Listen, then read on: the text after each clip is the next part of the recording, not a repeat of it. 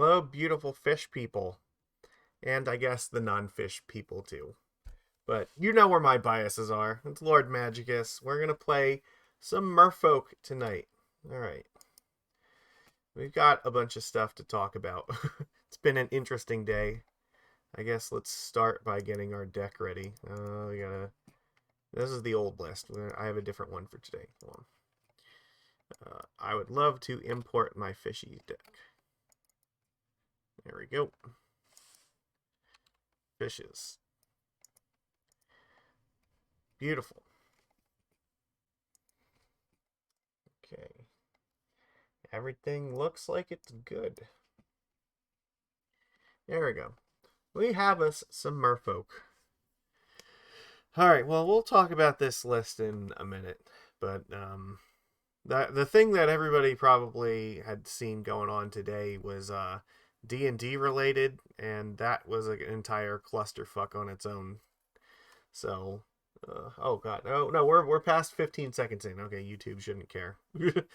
Whatever. I don't get monetized on YouTube anyway, but I do appreciate it when people click the like button. That's fine for me. I don't ask for the money. I just want people to love me. That's it. So yeah, if you are watching the replay, please give it a like and leave some comments because I always read through them and try to respond. So yeah, YouTube had its own entire adpocalypse. What are we on, like 5 now or something? So that's it's another thing entirely. But no, Wizards of the Coast is definitely going for the crown by messing with D&D. They already pissed off a lot of people with Magic, but now, if you listen to the Fireside Chat, they said D&D was next, and they did not fail to deliver. As their new open gaming license got leaked, and today somebody leaked more stuff from them that basically said that they pretty much hate the people who play D&D and just see them as like obstacles to the wallets they possess. So it's not exactly a great way to communicate about your customers that keep your company funded. So, but what do I know? I'm not one of the corporate geniuses at Hasbro that definitely knows what they're doing.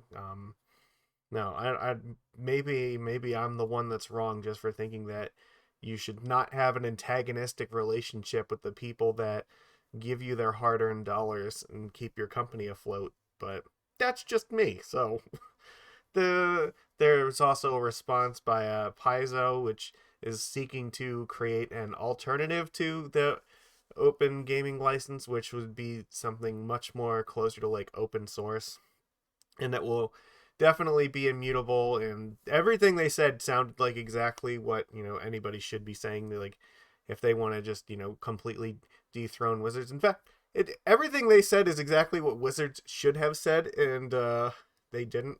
I'm pretty sure that as we speak right now, people are panicking in Wizards of the Coast headquarters trying to figure out what the hell to do. But that's going to be fun. So D&D's on fire, and we'll see how that goes in the coming days as Wizards canceled their stream, and presumably because they knew what the response was going to be, and they did not want to deal with the live chat as after the leaks came out. So always gotta swing for the fences when they're trying to make an impact, I guess. But it's quite fascinating, the talent with which that company is run. But oh well. Speaking of the talent with which the companies run, we have a few other things to look at. So, I did a poll last time. I started it, and it was, how do you feel about the current state of Modern? So, I gave everybody 4 options here. The first one is that they love Modern and they don't want bans. The second and third one are both that they are okay with Modern, but number 2 is Modern's fine, but bans would be okay. Or no, Modern's fine and they don't want to see bans. 3 is Modern's fine and they definitely they would be okay with bans, and 4 is Modern definitely needs bans. So kind of surprised to see how this shook out. The most popular response was that Modern is okay, but shake-up bans would be welcome here. So that was 60% of people. So the clear majority is in favor of having a shake-up ban.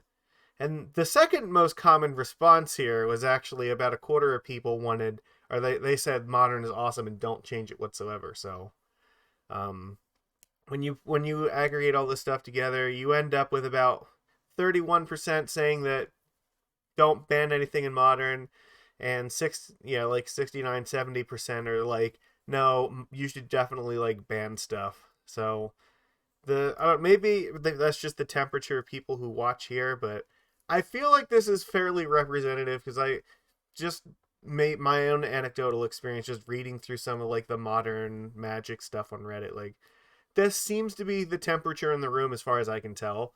So the majority of people I think would be okay to see something like Ragavan or Urza Saga or Ren and Six or maybe even like some of the elementals.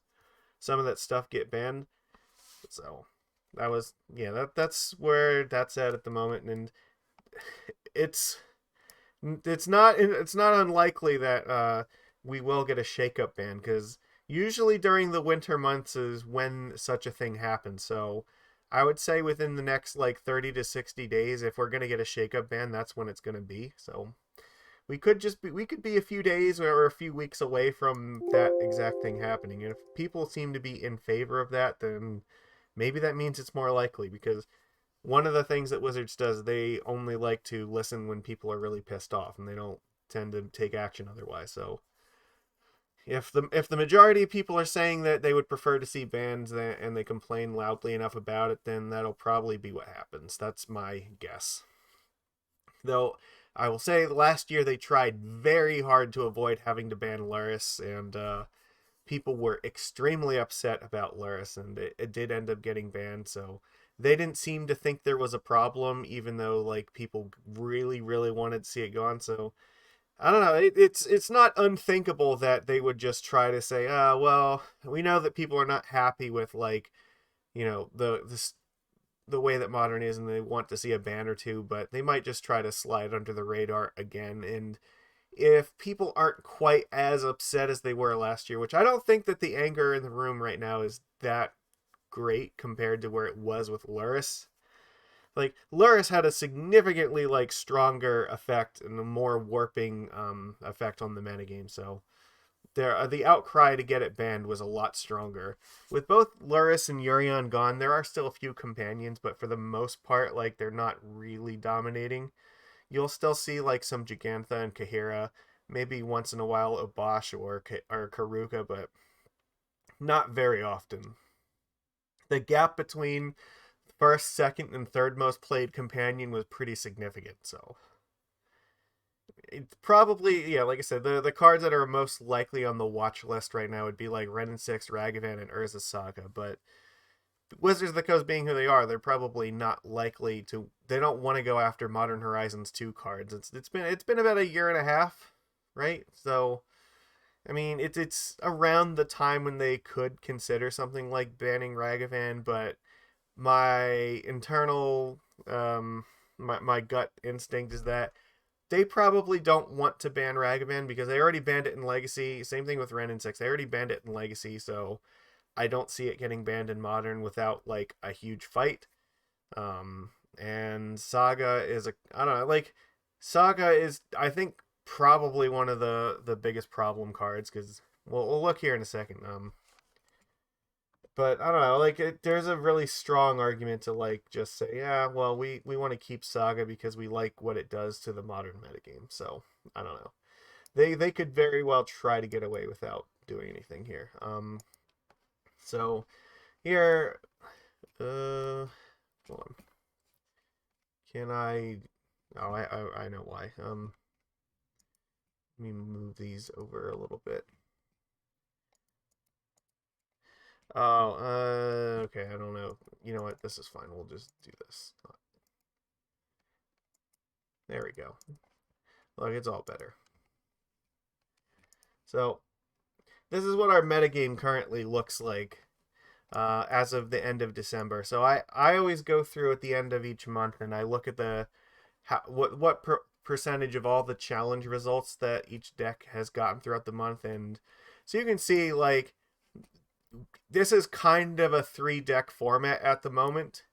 So for both like November and December, you're looking at Hammer Time, Rakdos Scam, and the Murktide deck being very, very far away from the rest of the metagame. And I know that I follow a few other people who like do a little bit more in-depth analysis, but they kind of come to the same conclusion that like really the format revolves around these three decks right now, and as you'll see it here and also in a second, it kind of has for like a really long time. So, but yeah, the gap between third and fourth place is enormous here.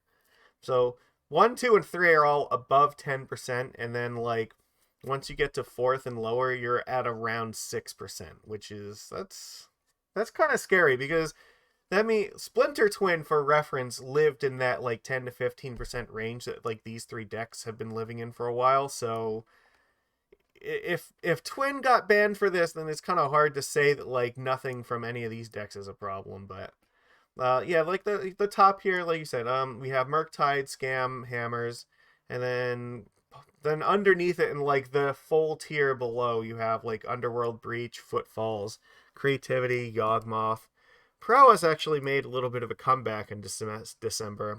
We had some Burn, and then Titan, 4-color pile, and actually for November, Merfolk actually got to like its highest percent that it has been like pretty much everywhere. For November, we were 3%, but dipped a little bit in December. So it's still like it's kind of exciting. I did not think that I would see Merfolk ever get to 3% on any of these lists, but to kind of put it in a more visual form though, like I just finished updating this today, so I'm kind of a little excited to talk about it with anyone who will listen. Yeah, you can kind of see, Murktide like has been really, really strong since June. This is the last 6 months. The 4-color pile here has just like cratered and gone off of a cliff and just has not recovered. Whereas throughout the entirety of like literally since Modern Horizons 2 dropped, this fucking Hammers deck has existed in like the top 3 decks of the format the entire time.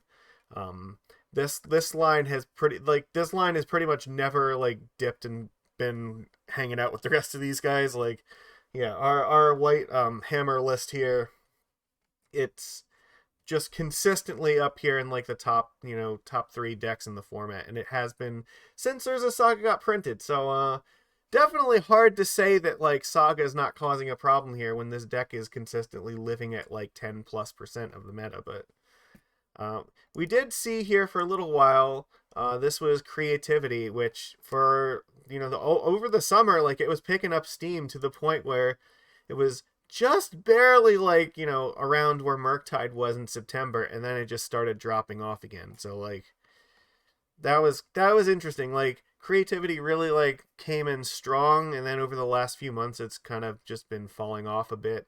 Whereas on the other hand, starting from the summer, you see Rakdos Scam here, this like dark red line, has been building up steam like the entire time till now it's like second place here. So, but the fact that like look at like these lines here, like ever since September, like they don't even touch the rest of this fucking meta. This is like every other deck that's like being played right now, and it's like, nope, these ones are just far and above, like ridiculously higher than everything else, and it's getting worse. Look, they're all going up, and everything else is like stuck down here in this like 6 to 1% range. So I don't know. It's concerning to me because it's been this way for a while, but I try to keep up with this every month, so I have some idea of like where the format is going, and it also gives me an idea of like what cards that I might want to sideboard, so I have an idea. Like if I'm going to play a tournament and I'm going to go deep, I want to know what are the decks I need to be like able to beat at the top table. So anyway, yeah.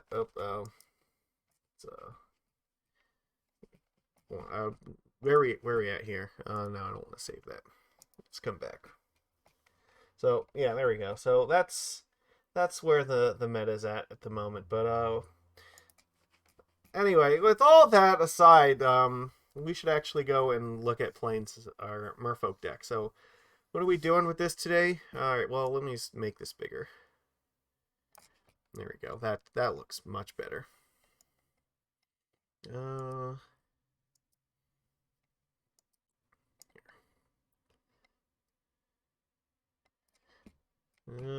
Okay, hold on. I gotta make this slightly better so I can actually like see these cards. Up, there we go. Perfect. Beautiful. All right. So yeah, this is what we're gonna play for today. Yeah, I'm incorporating a few different ideas I've seen from a few different decks, but also reflecting a little bit on that data we were looking at. So I know creativity is not like the biggest deck now, but it's still like something we should consider. So it's not completely gone from the meta. And Yawgmoth is also still one of our harder matchups. So one of the things that I wanted to look at was trying Mistcaller. Mistcaller over Rishadan Dockhand as extra 1-drops. It does have 1 toughness, which is not particularly ideal if we're going to run into Renin 6. But it interacts with Yawgmoth really well because it can like just be sacrificed to effectively counter like Eldritch Evolution or Court of Calling. It can also stop like Strangleroot Geist or something from coming back from the graveyard. So you sacrifice it while the Persist triggers on the stack, and then it doesn't get to come back. It gets exiled instead. And then it's also useful against Living End because they can't if you crack it while Living End is on the stack, then basically everything in play gets sacrificed, but nothing gets to come back. So this color's really strong against like those decks, and I think that both Yawgmoth and Creativity are decks that where we probably need a little bit more help. You would think that like we would be pretty good against Creativity, but I think that that deck is a little bit tougher than I had anticipated. So I want more stuff to deal with it. Like it can play like 4 or 5 color versions, and Archons are just very difficult to deal with. And they also like half of their plan is Reanimator, so Mistcaller interacts with both halves of that, which is kind of nice. They do have ways to get rid of it, which like the thing with Creativity is they have like answers to the counter spells and also answers to the permanent based stuff. So playing like Mistcaller, they have ways to get rid of that. They'll play like Veils of Summer, but you need a combination of things. So like I don't want to just be reliant on like Force of Negation to just get us there, or like Hexcatcher, because those are they very easily can go away. And I need to have pressure. Think of it like how we play in Legacy, where you want pressure plus interaction. That's what we're looking for here, and Mistcaller kind of does that against that deck. So other than that, I'm playing with 3 Harbingers in the main deck because Murktide is still very much out there and is something to be concerned with. So we want to have stuff that Harbinger's our best card against that deck by far. I mean, our matchup overall should be pretty good against that. But Harbinger, especially combined with Cavern of Souls, is just the single best thing that we can play against a Murktide Regent. So, and if we can do that, like we can beat them. It's definitely, I think, a favorable matchup to us. It's not unlosable for us, but it is in our favor, and Harbinger has a lot to do with it. Oh, excuse me. Ragavan's still a thing I'm worried about, so as long as Ragavan exists, I think I'm running for Dismember, and that's just how that's got to be. Also, Dismember is really helpful against stuff like Yawgmoth, which is, again, something we need as much help against as possible. And I like Force of Negation just in the main deck over Subtlety, I think, because Force of Negation is just going to be more relevant against a wider swath of decks.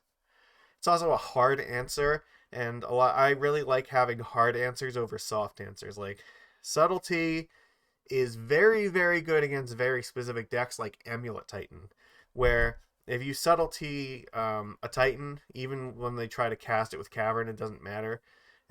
They'll oftentimes like pact for a creature, and then you Subtlety it, and then it's like, okay, well, they can't pay for the pact and cast the creature, so it's like you bought yourself 2 turns, plus the flying is relevant in the 3 power.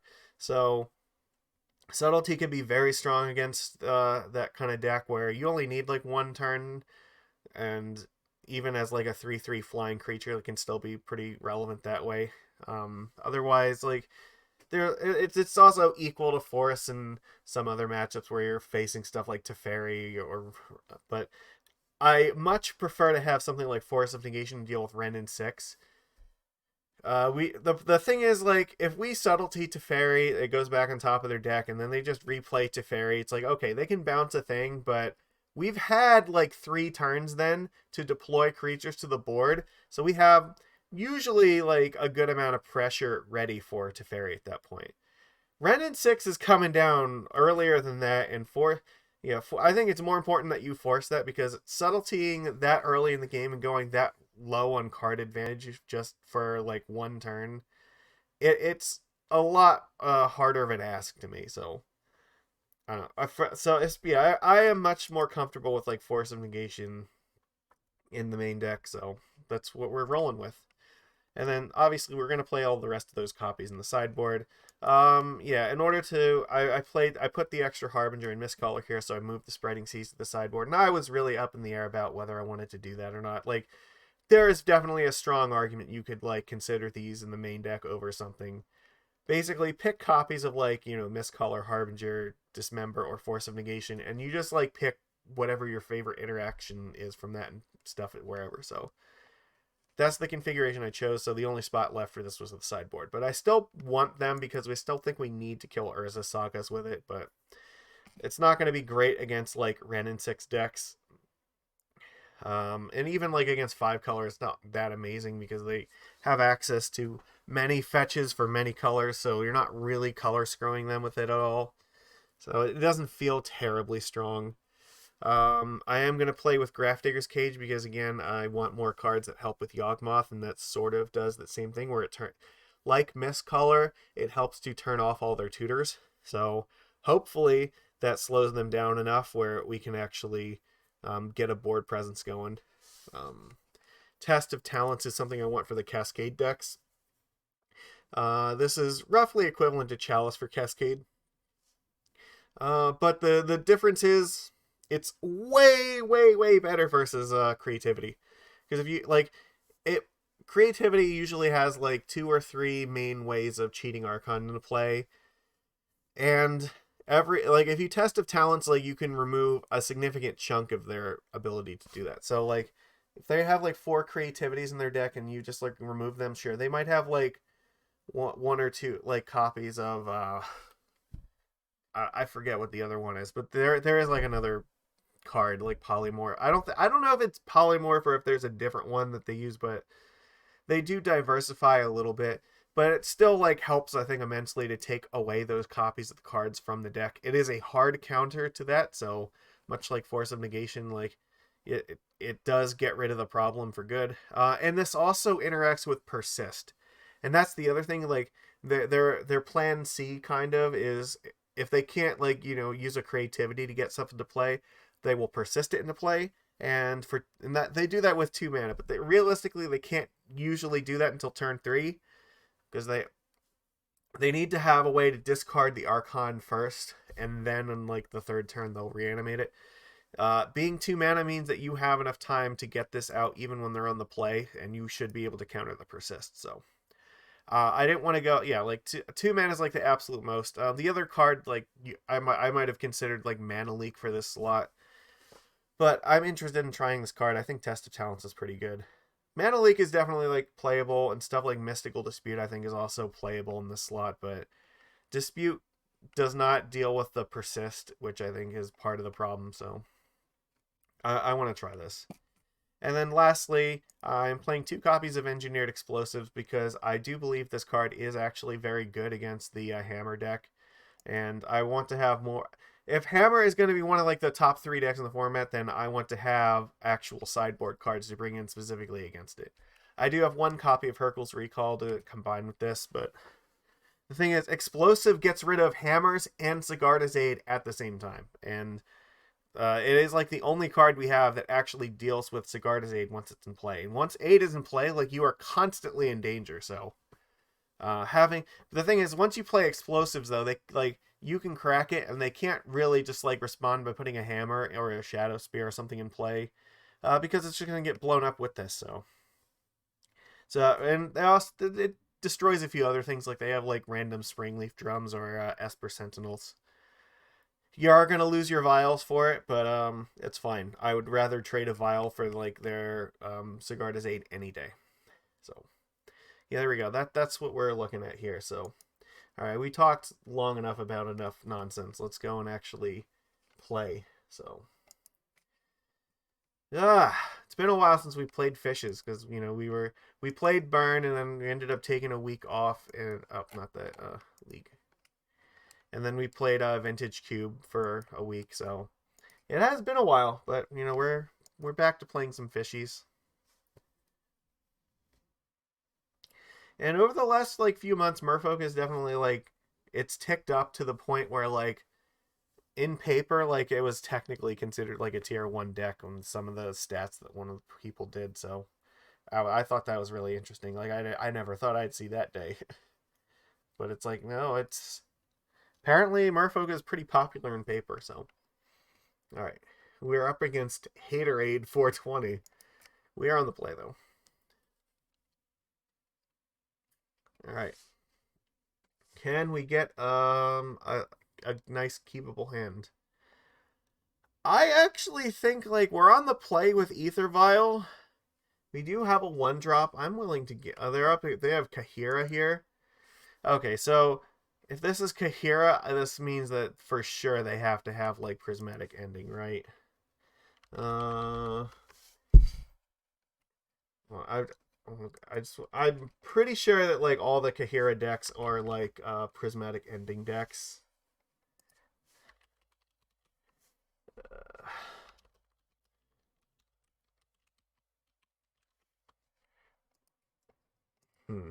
So that's actually an interesting choice. Or it could be just elementals, which means that leyline binding is also a huge possibility. Yeah, you know what? I don't know how confident I am. Like, I would if they like leyline binding my Aether Vial and I don't find another land, we're gonna die.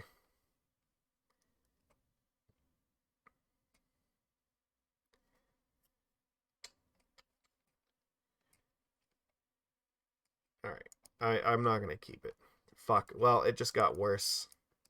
I could definitely have gambled in that, but there's like a 100% possibility that they're going to destroy Aether Vial because like all the Kahira decks are decks where really, really terrible nonsense is going to happen. But Kahira is usually not a card we want to see like over here anyway because it means it's gonna be like an Omnath deck, and in this case, it's very likely to be elementals. I think. Well, we can't keep this, so all right, this is better, I guess. Oh god.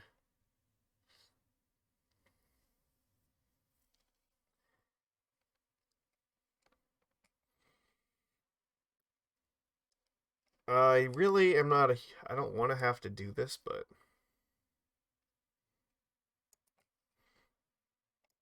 I think I need Svyelun here.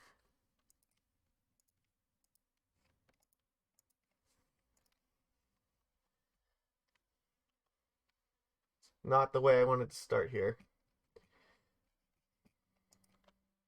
Hi, caught up live again. What's your take on Torpor Orb and Legacy Fish? Tried 1 or 2 copies. It feels clunky and only used it once or twice against initiative. Maybe feels too narrow. Also feels like 2 null rods too much right now. Not so many 8 casting. You definitely could be right about that. I think here there's like no chance I'm attacking with Mutavault next turn. I think Torpor Orb is actually really good against Doomsday, which is a deck that I struggle to find a lot of good interactive cards against. And Torpor Orb is also helpful against Death and Taxes, which is another deck that we can struggle with. So, I do actually so this looks like this might just be actual control. So maybe we're not in as much trouble as we thought, especially because we have the Cavern of Souls here. Well, they're not countering anything because of this, so that's nice. I think that Torpor Orb is actually really good for the sideboard. And you could definitely consider in Legacy like shaving copies of Null Rod if you think you can dodge like stuff like Painter and 8 cast. Though I would also caution that Helm has been picked. There's like a mono black Helm list that has been picking up, so the Null Rod is definitely helpful against that. Alright, I think let's attack first and then we'll play Svyelun.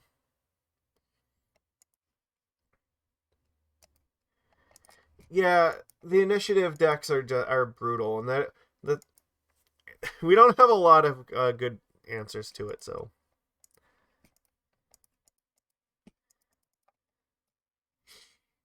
Okay. It's it's tough. Initiative has now, I think it's actually like overthrown. Oh shit. Okay. They pitched Prismatic Ending, so. Alright, well, they're going after Svyelun here. I mean, that's a 2-for-1, but we still lose Svyelun, which that sucks. This definitely looks like the control deck, though. It's my thought, because I don't think like Elementals is playing Mystic Gate. This looks like maybe blue-white, and they could possibly be splashing for like Ren and 6. They just put Kahira in hand. Oh, that's actually not too bad. I guess we're just attacking with everything. They could have another Solitude.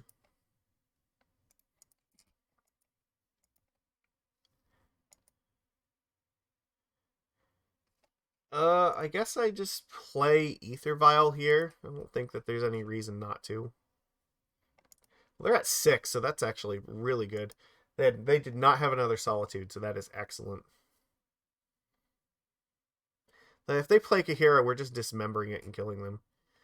Supreme Verdict, well, that sucks, but it's why we have Mutavault, so. I don't know, the Legacy meta is, like, really messed up right now because of the initiative deck, so, like, a lot of stuff is still up in the air. Yeah, I don't know, like, what to tell you other than that it can be a little rough here, so. I think that I'm supposed to just. They didn't have Solitude before, which means they probably don't now. So I think this is probably a good time to attack with the Mutavault. Or I guess if they did, they just. I don't know. No, they definitely could have used it before, but I mean, maybe they just drew one, but I want to get the damage in while I can.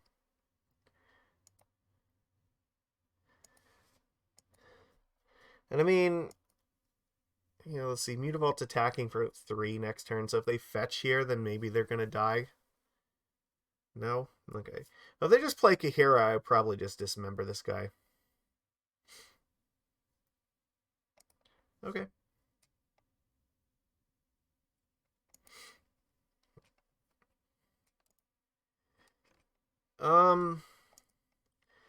I don't. There's actually okay. So I guess Force of Negation is possible here, but the only thing I'm worried about is if they like have Ephemerate or something. I don't think that this deck is gonna do that. But I also don't think there's any downside to dismembering it in my turn when I can have the Hexcatcher ready.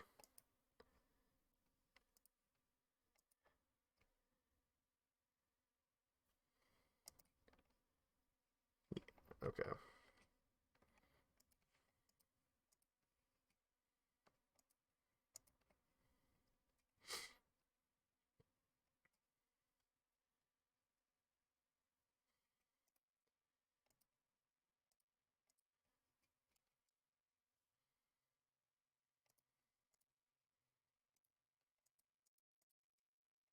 Okay, they gave up. Excellent. Oh, they gave up the match. Oh, wow. Okay, so I don't know why. Like, it definitely does not seem like it was an unwinnable match. Like, I don't know. I guess their hand was just trash, but that was just terrible. They shouldn't have given up. Play it out, man. Like, you'll win some number of them. Like, I think Merfolk is favored there, but it is not favored by like an insane percent. It's like maybe like 60 to 70% at most. So That means you still win, like, like every 3 or 4 of them out of 10, which is worth playing. I only like give up like that when it's like I'm winning less than 1 out of 10 times. All right, well, we get our first win in the league, so.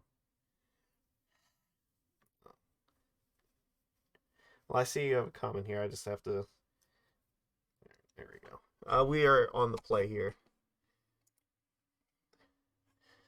This is a great hand to keep in the blind. We have turn 1 pressure into lords, and then we can also kill a thing in the future, so. Local meta is 30% Delver, so Fish is rather well positioned. You just miss the graveyard hate. Hearse is a little too slow and Leyline's too clunky, yeah. Well, that's life. It's hard. Okay, so it looks like we're up against the Hammer deck. Yep, Esper Sentinel. Okay, that's fine.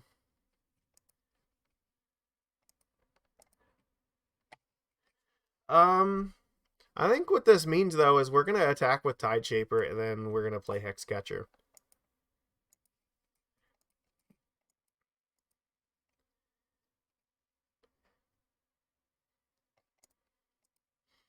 Okay, well, you know what? This is fine, because I don't want them to have this Memnite, so.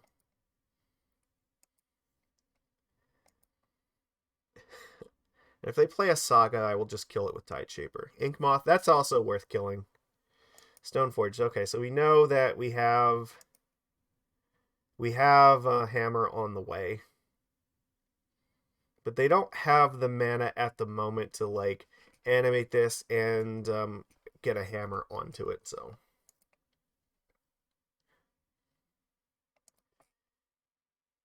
Svyelun, it's okay. Pretty sure right now we want to flash in another Hexcatcher, so I think we're attacking with these two and then Hex catching them. Or if they don't block, then maybe I will Tideshaper this thing.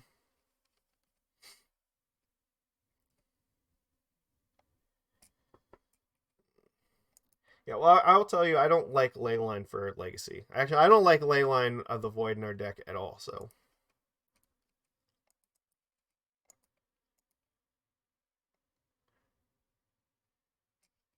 Opponent, you can't keep making this mistake. Like, I just did this last turn. How do you not know this is going to happen?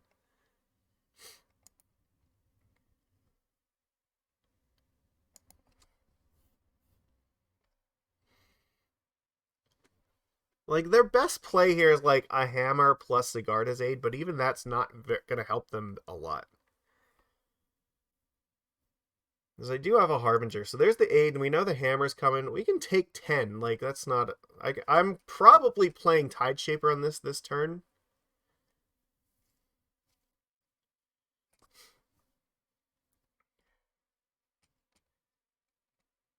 So, okay, well, they have to put it on Esper Sentinel, right? So I just bounced the Sentinel, but.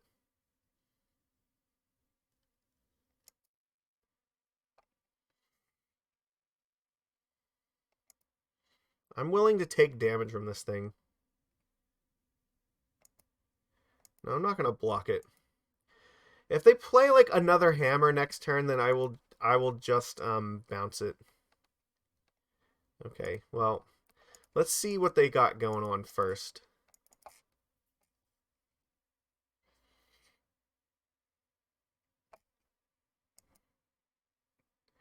No, they never learn. Okay.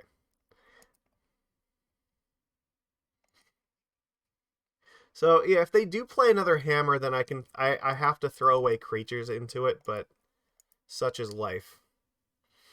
I won't be dead to them having hammer most likely, so.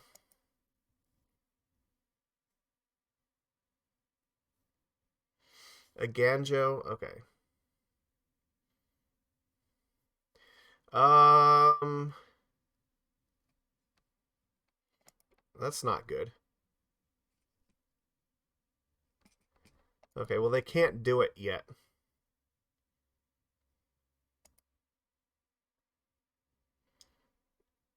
Okay, sure.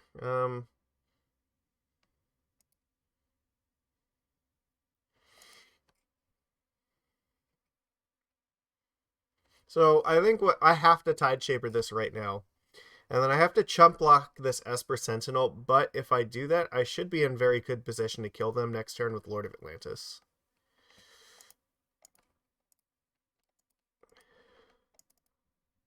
I just need them not to have trample. That's pretty much it.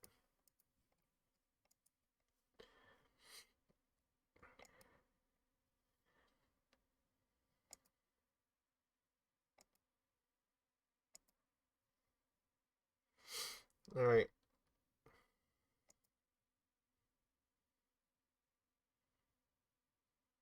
So we have our island walk, so basically we just need to not die this turn, and then Lord should win us the game.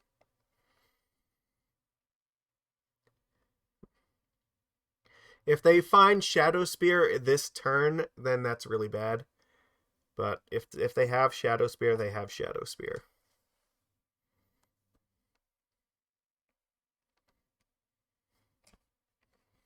Which I think Stoneforge Mystic and finding Shadow Spear, well, it would definitely suck. So I don't. We definitely would have to like chump block this thing. So.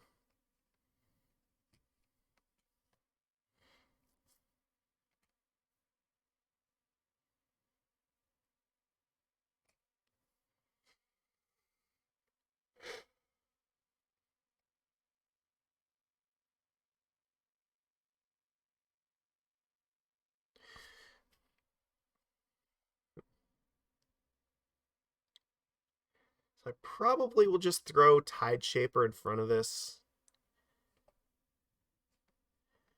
And yeah, like, and then this is enough Island Walk to easily kill them.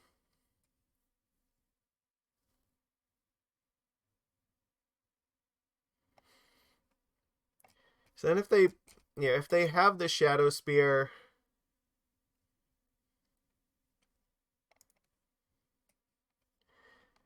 if they have it, it'll pump it up by 1, but we're gonna soak up 4.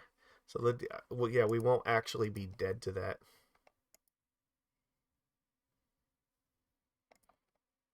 Okay.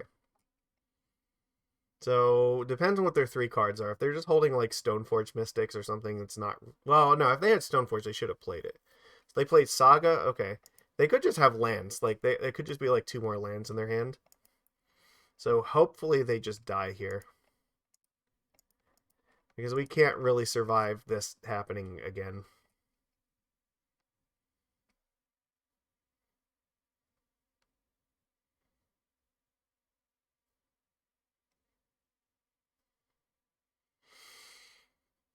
All right, we win. We managed to steal game 1 versus Hammer Time. It's rough, but we got there. Okay. Force, and then explosives. Mistcaller is really bad against them. Oh, yeah, we want Spreading Seas too. I do not think Svyelun is good in this matchup. I know some people disagree with me on that point, but my argument is that Svyelun is really good for games that you want to go longer, because it will refuel your hand as you are grinding out your opponent. This is not one of those matches. This is one of those matches where you're going to probably die very quickly or win very quickly. So the longer the game goes, like, the worse your chances of winning are, and Svyelun is not going to fix that. Because Saga will pop off, they will get the trample damage, and Svyelun having a big butt is not going to matter at all. This hand's actually great. We're going to keep it. They are on a mold of 6. We have our Aether Vial here. We have our Lord, Dismember. Like, they're on 5 cards. Like, we're very likely to win now. And if I have to pitch something to force, I'm probably pitching the Lord of Atlantis. I might just keep back Tide Shaper in case they play an Urza Saga. So if they play Sigarda's Aid, I am definitely forcing that. Okay. We could see something like Stoneforge Mystic here. All right, well, Hexcatcher is now currently the thing that we're likely to pitch. Well, we're definitely going to dismember that, so.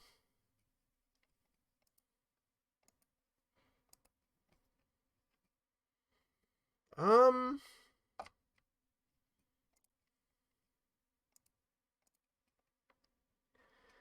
It's actually, this might be a good turn to actually Trickster this thing.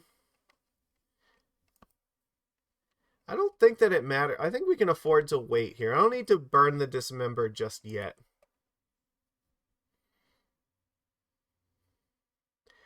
They're not really threatening to do anything at the moment. Okay, sure, you can have your hammer. They do get to draw a card. But what are you doing with this? Like, you don't have a way to equip this at the moment, and if you do, I'm just going to kill this anyway, so. If I draw another land, it lets me deploy a creature and Dismember, so there is some advantage to waiting on this, and then just trying to Trickster it this turn. Or if it attacks, then I will just trade Trickster for it.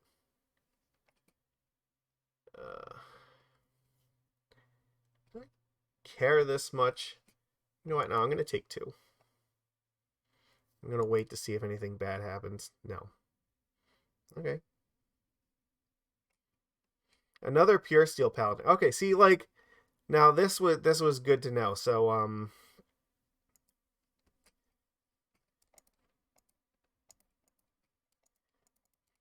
so they're short on artifacts right now. They only have 2 cards here. So getting rid of one of them is not really that helpful at the moment. But we seem to be in pretty good shape here.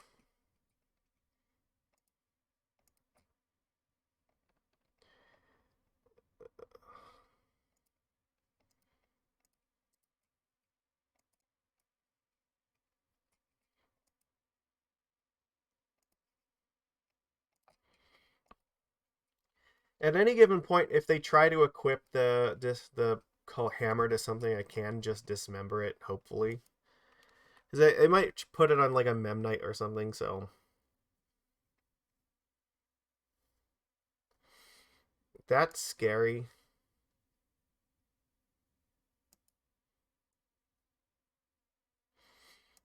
I guess I could have forced it, but I don't know, I'm kind of hoping that I don't have to. But this is definitely dangerous. Okay. So they're definitely going to try to equip these things to this Ginger Brute.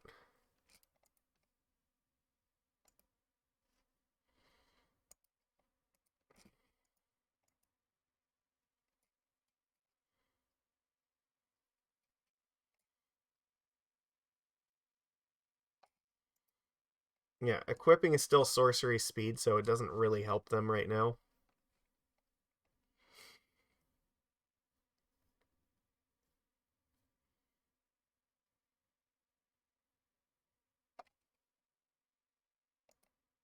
So unless they have another artifact to play, if they have another artifact, I do have to force it.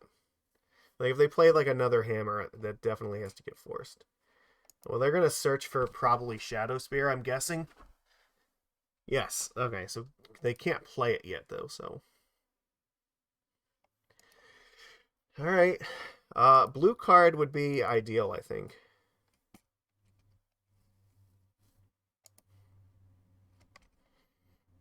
It's not really how I wanted to roll this.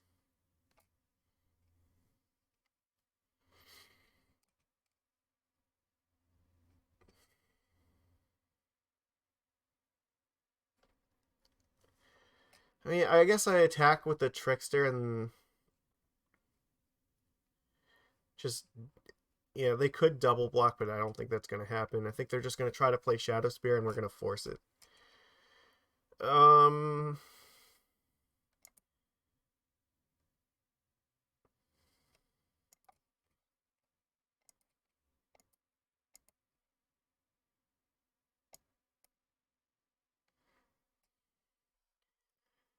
This could give us Island Walk for next turn. But I think that I want to just play Tide Shaper as a creature right now. Because I can put them in a position where I can force them to have to block.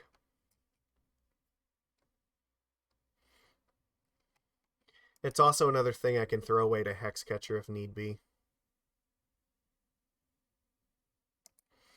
But I can't...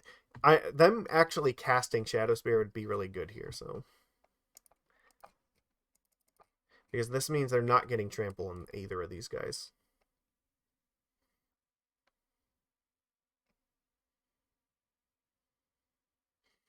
Well, that's really bad. I can't do anything about that.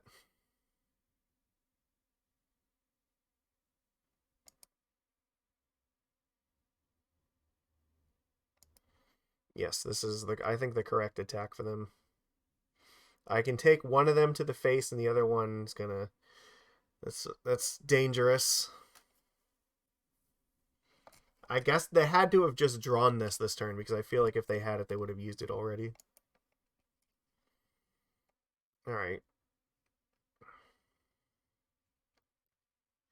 So I'm just blocking with Tideshaper and hoping for like Merfolk Trickster to tap down Memnite, I guess. Hoping that they don't have the pump spell.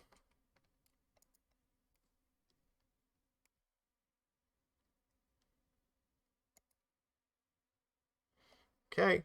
They can put them both on the Memnite, so I guess Otawara also would win here because I would still have exactly 9 to attack them, assuming they have nothing else. So we still have ways to, or no, Dismember's offline, so we can't use another one of those, so no, that's not good.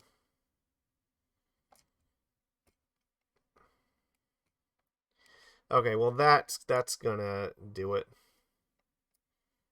Yeah, I can't defeat that now. Yeah. Actually, I could draw Engineered Explosives. So Explosives is still an out.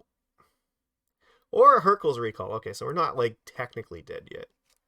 Hexcatcher is probably not going to do it, so. Alright. Them having double Pure Steel was definitely a problem. They naturally had double Pure Steel and double Hammers. We had chances, but we just didn't get there. Alright, well, we don't have a land, so. This is significantly better. We're going to keep this. I don't really need a Oboro.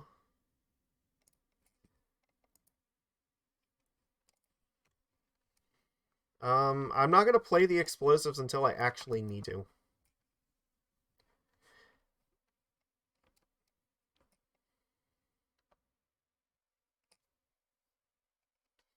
Yep.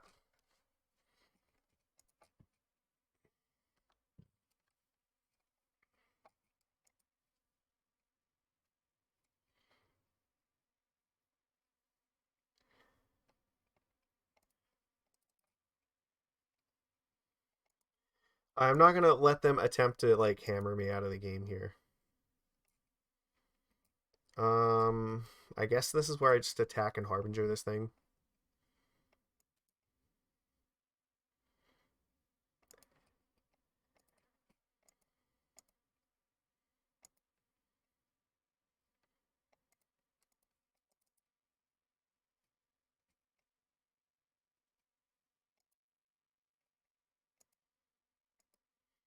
Alright, one land and then we can get rid of the Sigarda's Aid.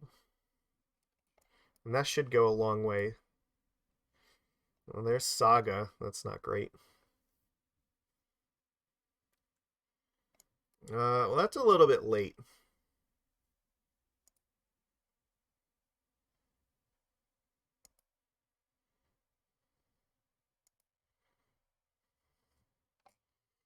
That's not too bad. Alright.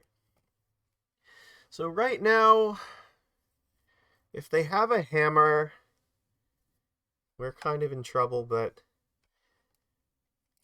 they could play it here. Alright, so I think what we were supposed to do is just attack with these two. If they try to put a hammer in play and equip it to, like, Hushbringer, then we just dismember it in response.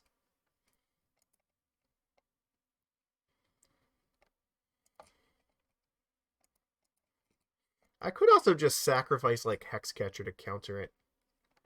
So they're not going to block. I also have Hurkyl's Recall that can just buy me a turn, so. I have tons of options right now. I would really like to... If I can, like, stave off death for one more turn, then I can go, like, recall, and then hopefully explosives the turn afterwards.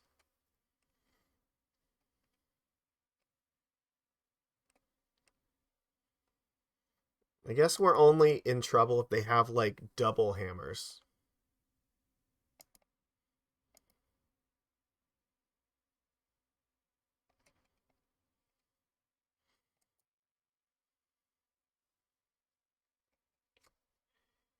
Oh wait, did I not change the name of this? Oh, whoops. Hold on. Uh, uh, yeah, you're right. I didn't. Thank you for catching that. Okay. Hopefully that's updated. Um. Okay, so options here. I could try to dismember this thing, or I can just wait to recall it. Well, they're not making a thing right now. I guess the only way that I really get screwed here is if they have another hammer.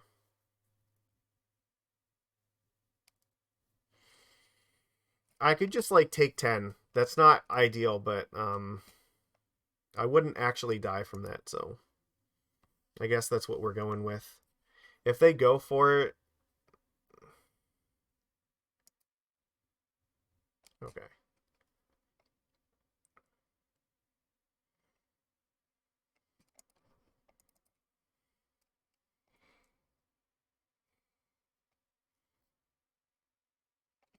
No, Vintage Cube was last week. All right. Island, that's great.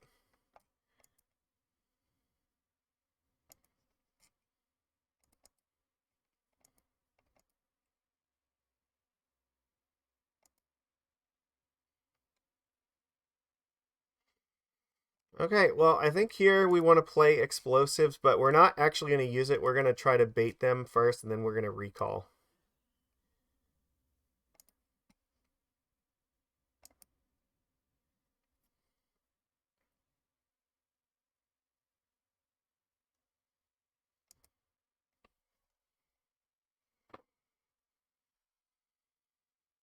Or actually, no, I think we want... No, we got to wait till their turn. Because that means now if they get a 1-drop off of Saga, I can blow it up. So that's hopefully how this is going to work.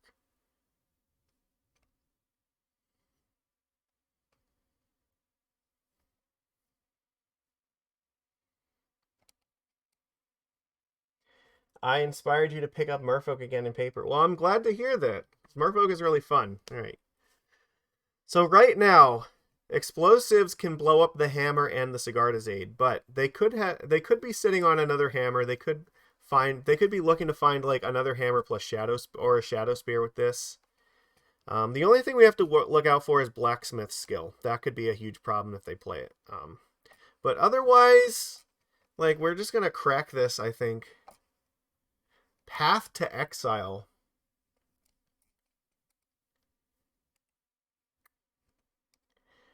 I think... That means that if they have skill that's going to be rough, I think I have to let this happen. So so I guess the problem here is that they could just I don't want them to have the Shadow Spear. If I crack the explosives, then they get the thing off the Saga. So they'll definitely get like a Shadow Spear or a Colossus Hammer that I wouldn't be able to destroy. And then that one, the Hushbringer alone, would be enough to probably get there. So I'm just hoping they don't have Blacksmith skill to make the thing indestructible. But any 1-drop artifact they find is going to die here. So yeah, they have to find a Memnite because they don't really have anything better to do with this.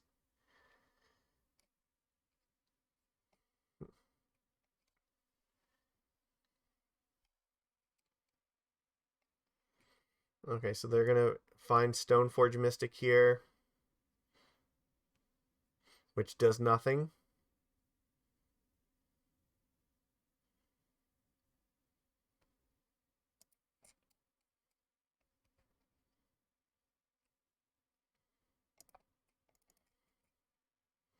So we blow up a hammer. Okay, they have the stupid thing, don't they?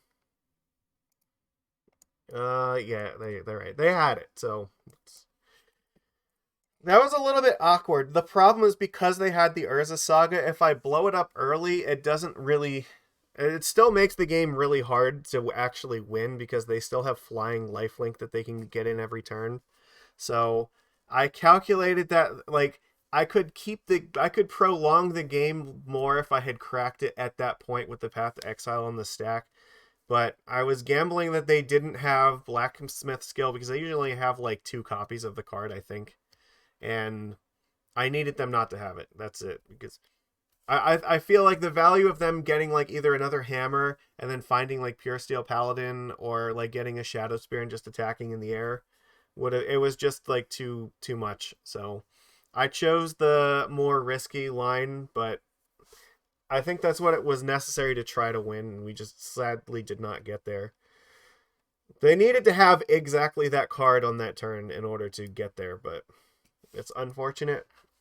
But they had it. Like, their hands were really good, so what are you going to do? We are definitely dismembering the living fuck out of that.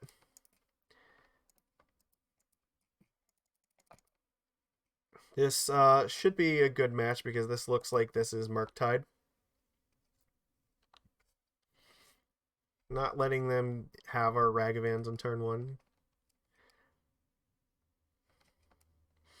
That's actually a pretty good thing to play here.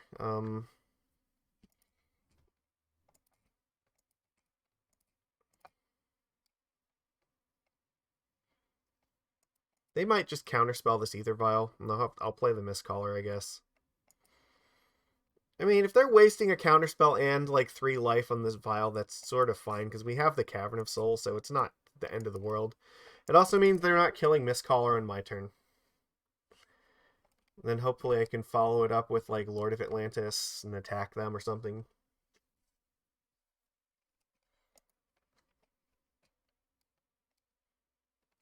Sure, there's iteration, so we'll see what they find off of it. Probably land, and then they might consider a bolt or something. Spire Bluff, okay. Which means I might just be playing Svyelun this turn. How good do I think Merfolk is right now? I think it's actually like the best it has been in a really long time. So they have instant sorcery. So they could have Unholy Heat to kill off Svyelun. So maybe my best bet is to play the Hexcatcher plus the Tide Shaper first.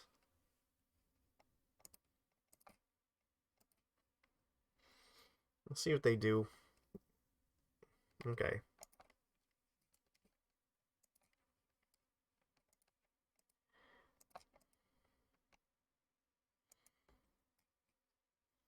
Like if they Unholy Heat any one of those 1-drops, that's actually fine. Makes it much more likely that Svyelun is gonna live, so they're gonna bolt this. I think the Tide Shaper is actually worth a little bit more, so I'm gonna counter this bolt. Yeah, having the natural 2/2 versus a shitty 1/1. Yeah, that's. I think I would rather give up the 2 damage to protect the Hexcatcher. Uh, Merfolk is probably sitting at like the bottom of tier like 1 or 1.5 somewhere. It's hard to say because like the top like 2 or 3 decks are like actually like some of their like tier 0.75. There we looked at the chart earlier when the stream started, and there's a very clear difference. So it's not easy to say. Murktide looks like it could be coming down here. They do have so it would be a 5/5 if they play it, I think. They're just gonna play some bolts here. That's fine. They're saving Unholy Heat, I guess, because they know about Svyelun. Well, they suspect that they might need it for Svyelun, so. Alright, let's attack for 2. But I probably just have to play Svyelun here, because it's the most mana efficient thing to do.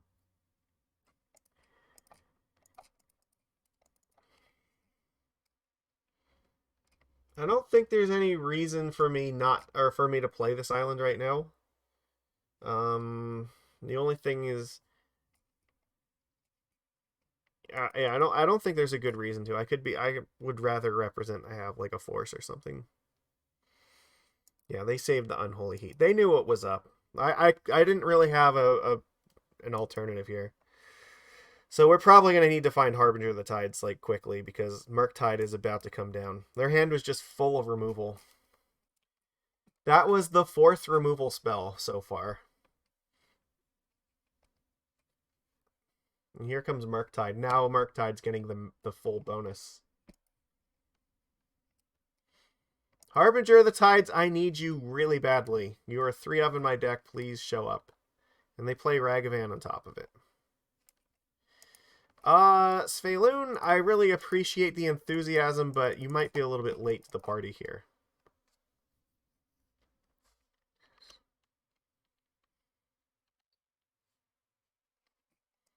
This was nuts. Okay. Well, they have 1 card left, so we just have to hope that it's like a dink.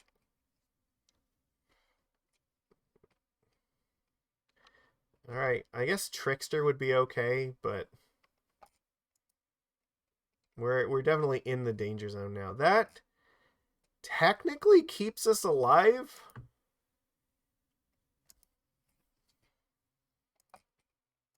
But I'd rather find Harbinger or Trickster off of this. That's not great.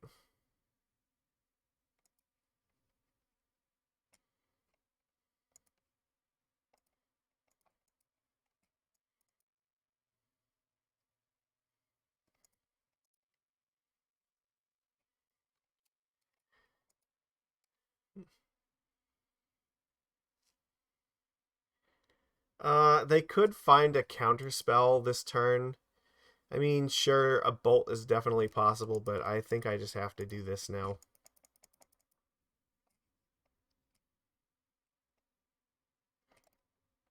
Yeah, they have too much. I could not beat them. We didn't find Harbinger. This is also one of the reasons I strongly like. I really like Harbinger of the Tides, and I very much want to find room to play the 4th one if I can, because I think that card is insanely good. The Mistcallers are just not very good for this matchup. I don't think that the explosives is really that great either. I don't think this is usually. I mean, we can use it to blow up their explosives on 0 or like their Dragon Rage channelers or Ragavans, but probably like Subtlety is a little bit better. I don't really like Force of Negation either. They don't have a lot of artifacts, so I'm not worried about like that. I don't know, I guess we just keep like we just keep a force. It's either a force or an explosives, one of the two. I don't know, maybe we just play one of these.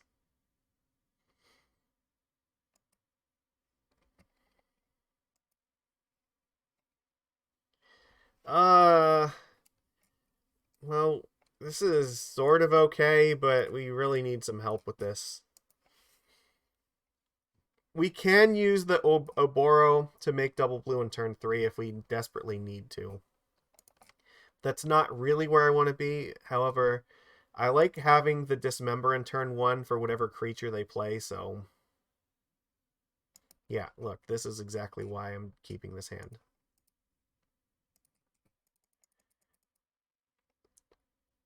Alright, give me an island. That's not an island. I do have Subtlety in case they go for, like, Murktide at some point, so...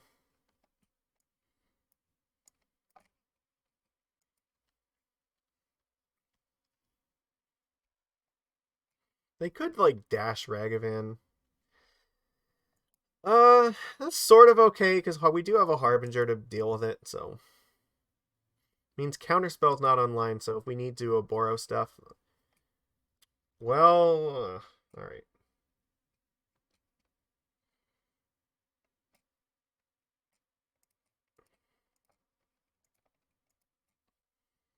I guess this is what's happening. Dismember, that was the one thing that could, like, make me consider not casting the Lord here, so... So I don't want them filling up the graveyard.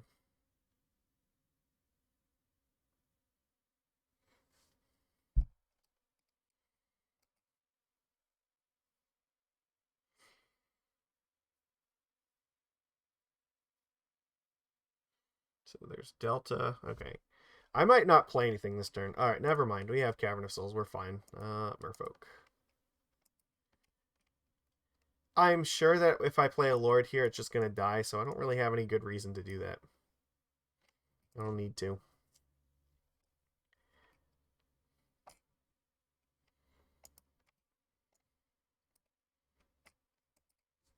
Cavern of Souls was a pretty big hit here, so...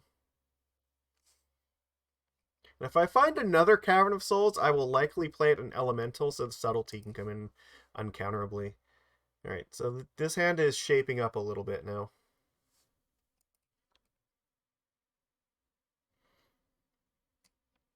But, like, we kind of want them to play Murktide here because then we can just go, like, Trickster into Harbinger or Subtlety if we want. Either way would be good.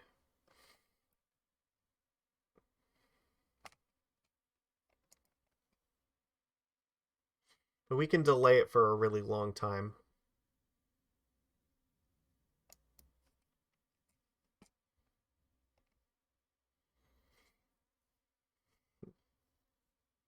Well, they're choosing to do nothing, so that tells me they probably have, like, a bunch of bolts and unholy heats in their hand. This is fine, I guess. I'll force them to use an unholy heat. They have land creature sorcery. Or no, I'm sorry, land creature instant. So actually they can't do it yet, right? Heat's not enough. They need 2 spells. So they need, like, expressive iteration first. Okay, so they're gonna try. I guess they're gonna try to find, like, a sorcery to put in for this or for the heat. They did find one, which I'm kind of okay with the fact that they just got rid of this Brotherhood's End, because that could have been really devastating.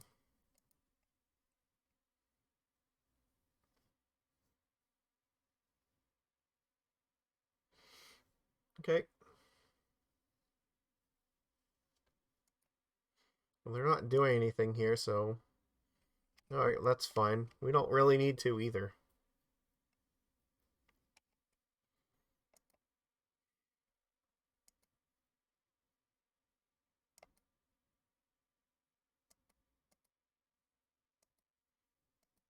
How is it going? Well, our first opponent was like a blue-white control deck with Kahira, and they conceded after the first game. And we narrowly lost our match versus Hammer Time. So we're up in our third match here against Murktide, and we're just playing very patiently right now. Ooh, that's interesting. Okay. Probably do want to play this on Elemental.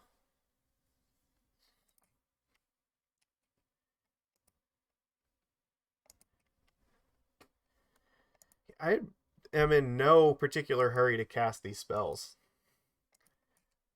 Because I know they're just sitting on a pile of removal that they can't do anything with, so I don't really want to let them just kill all my creatures right away. I want them to actually have to do something first.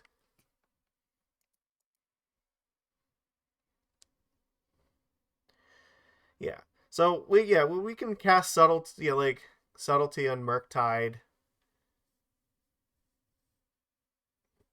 Force them to have to then bolt subtlety, and then the next turn, then we have like Trickster and Harbinger for it still. They're really not interested in doing anything here. So again, I don't really need to be either. Look, all these cards are fantastic, but I don't need to do it until they start giving me a reason to. So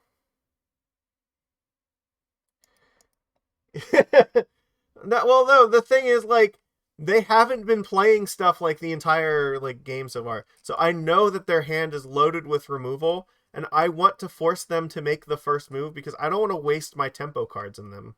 If I tap, like, I don't have the mana to hold up both Subtlety and play like a Lord for right now. So once I get to like 6 mana where I can definitely hold up like playing two important things a turn, then it becomes a little bit more manageable. All right.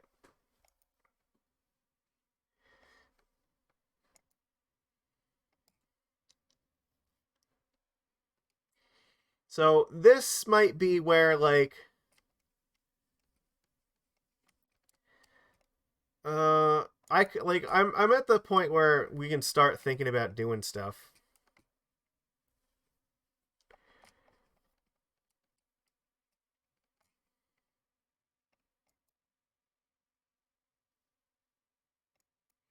This thing is gonna have to attack. So I can just trickster it and force them to use a bunch of removal, which will kill this thing.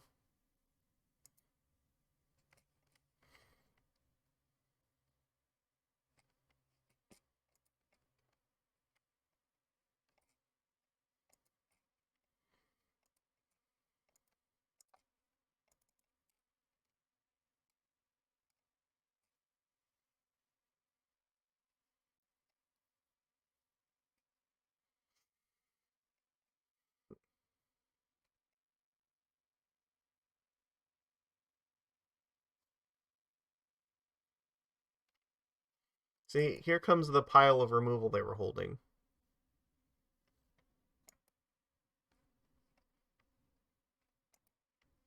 Let's let it lose its ability first.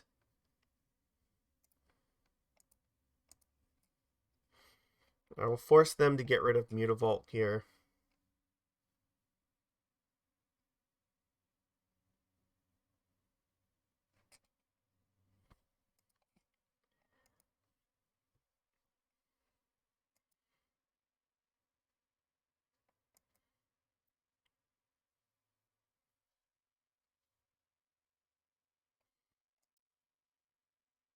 That's not really what I wanted to see from them.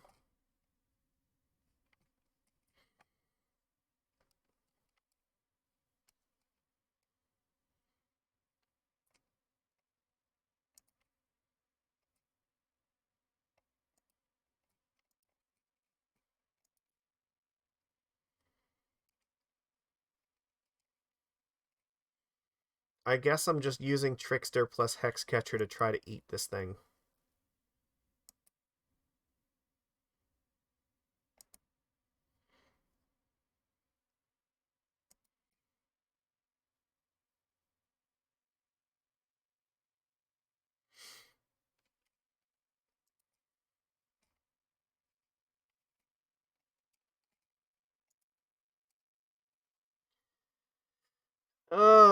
I don't want them to connive here.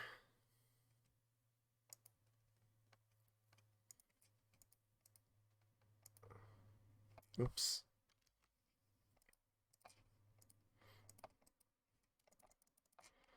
Alright, this is getting bad. They have 4 cards left. I think they were going to counterspell this thing, but they realized they can't, so...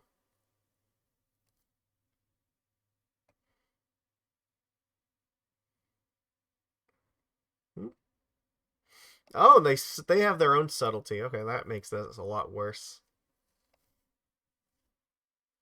This is now getting really bad. Okay, I don't actually know if we can like defeat this now. They have way too many creatures. And presumably at least one more removal spell in their hand. Okay, what do I draw here? I'm taking 6, I go to 5, like another Trickster is not super helpful.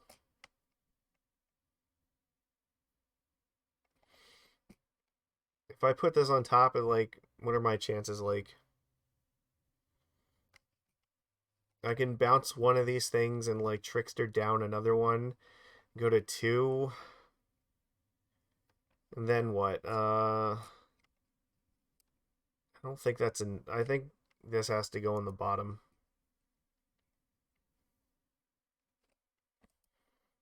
Alright. I guess the problem is if they have another lightning bolt, then I'm just dead.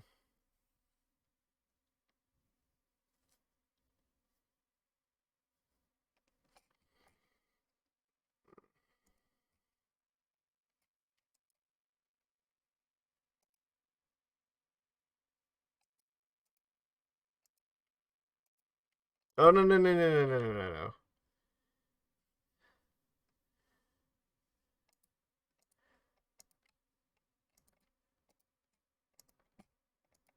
We have to do this right.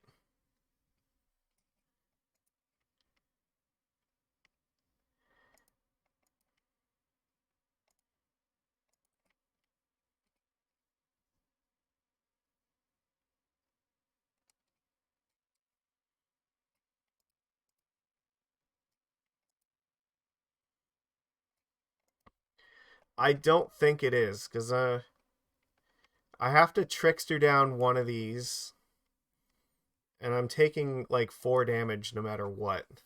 I guess the thing is if they cast 2 spells here, I'm just going to die, so. Their burst of speed was a little bit better than mine. It was not great. I got stuck in kind of an awkward number of lands to like the point at which I tap out like just makes it really dangerous. I don't know. Maybe there's the Murktide that we knew was coming. So like now we're just like really dead. So yeah, they're just sitting on like I don't know, tons of good stuff. That's enough. Like we can't beat that. Fuck.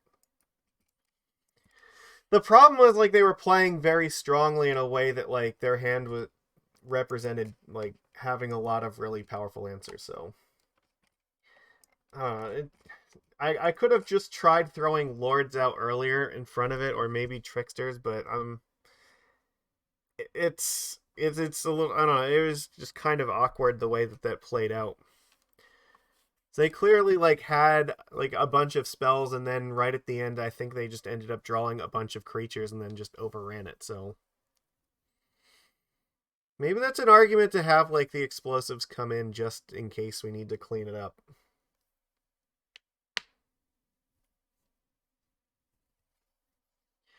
Right. Well, the thing is, like, I want them to have to like use the removal on the creatures after the creatures like interact with them. But the problem is they were also choosing to not play their creatures. So it's like, okay, if I play like all my tricksters first and then you start playing all of your creatures, like, it's not really that good because now all of a sudden I don't have a good way to interact with their creatures. I don't like them sandbagging it was actually like just as effective as us doing it. And like if we play it first, then it's not much better.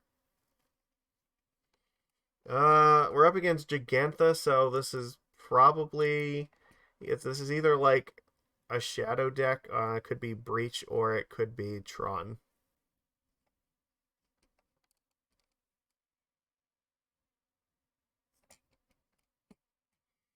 All right.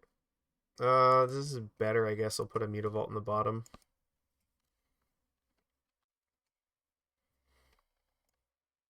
Tron. Okay. Well, Hexcatcher is sort of helpful. Um, this is definitely a match where we might be attacking with this Mutavault at some point. But I'm probably just playing this Hexcatcher.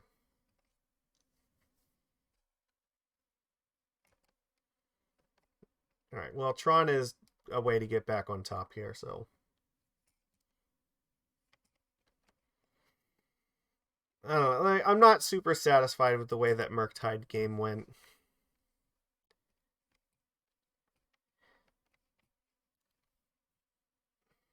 But I don't know how what. Okay, well they're definitely going to have Tron next turn, which is a problem.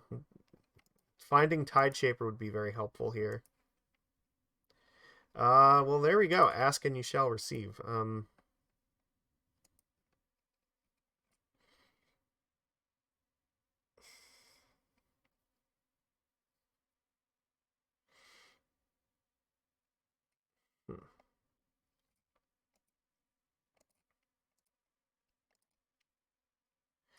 Okay, well they searched or they put Urza's power plant into their hands off of that, so we're gonna hit the power plant.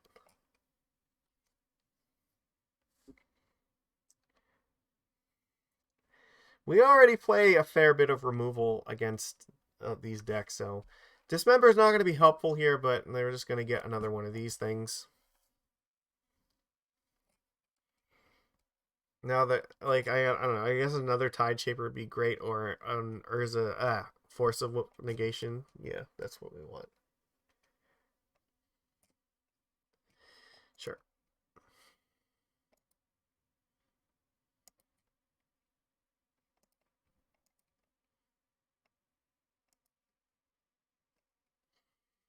That's not bad.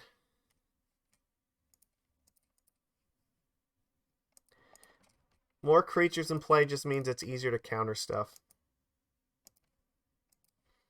Now if they play Ugin, I can just throw Mistcaller into it, so...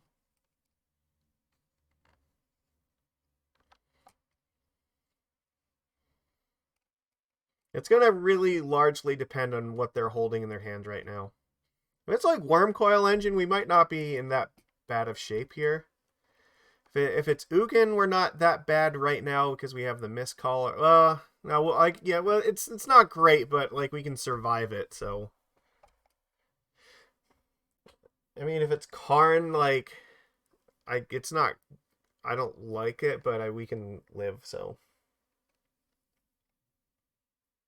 Master of the Pearl Trident. Yeah, you want to play what Harbingers and Tricksters, and then Elemental. Do you mean like Master of Waves?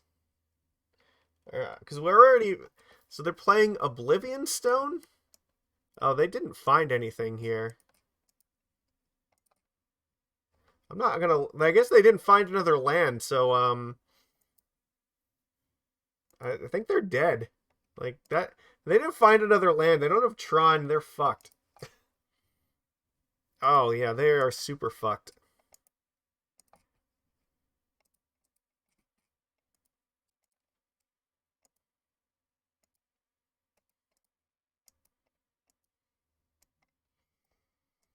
The problem is Master of Waves is like really slow. Uh, and it's super vulnerable to like Solitude, and Solitude is pretty prevalent, I would say.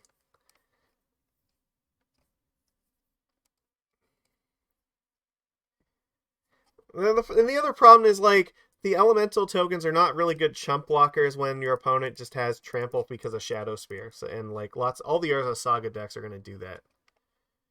We definitely want like this match is like easy. This is um, free pickings here, and we take Hurkyl's. Dismember comes out. We want Force. Mistcaller can come out too. I don't think we need, Test of Talents is not necessary. I'll keep the extra 1-drops, but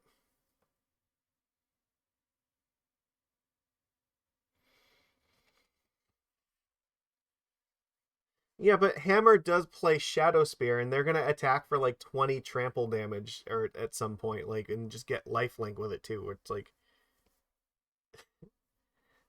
the having chump blocking creatures is not amazing with it. The other problem is that they'll often attack with either Inkmoth Nexus or Ornithopter while it has flying. You can't block it, and then because of Sigarda's Aid, they'll flash in the hammer at instant speed after blockers, and then that means the damage gets throughs. So I don't think that putting a bunch of tokens into play is actually that helpful because their primary plan of Sigarda's Aid plus hammer is not really that amazing. Or I mean, it's like having tokens is not that amazing. You can just fly right over them. I will keep this. His hand's actually really good. We have Hexcatcher and Force. And this is definitely a match where if they lead off on map, I am going to force it.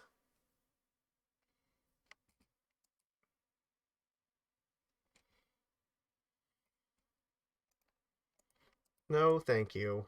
We're not doing that. Uh, go.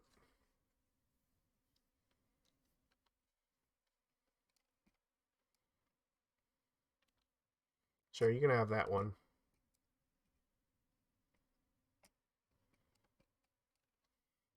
Okay, they have a Haywire Might. Neat. I'm pretty sure here that we're just supposed to hold up Hexcatcher. No, actually, no, we don't need to because they're gonna have to. They're only gonna have 2 mana here, so this is actually a good turn to play like Lord of Atlantis. So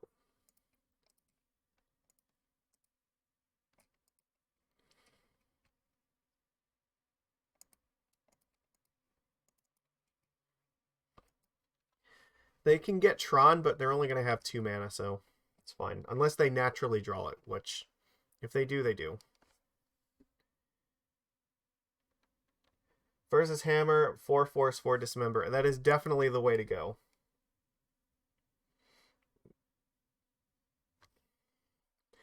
No, definitely Force Dismember is absolutely correct, I think, for Hammer time.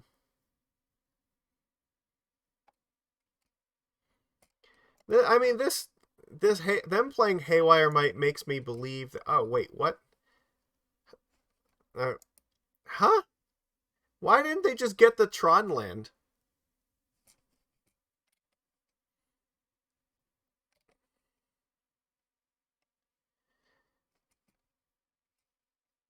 Well, they found the mine off of the Ancient Stirrings. I don't get why this is happening. I guess they wanted to have this active just in case I did find a Spreading Seas. So I guess that sort of makes sense.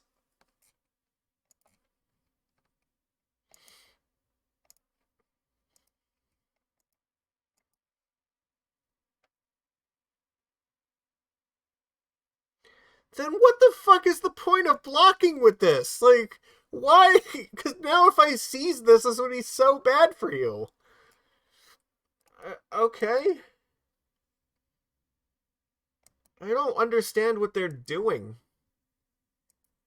If they just play like a Planeswalker, I can play Hexcatcher and counter it, so I probably will just do that. Okay, Stirring. So is their hand just full of like Ancient Stirrings and no threats? Maybe that's why they decided to do it this way. Well, I guess we need them to play like Karn. Okay, well, they found Karn liberated, and they're definitely going to play Karn here, so.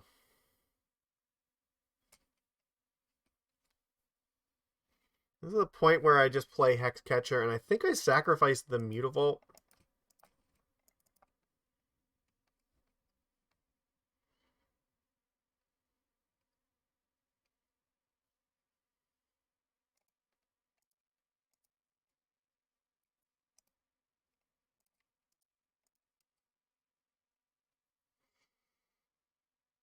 They only have 2 cards left, so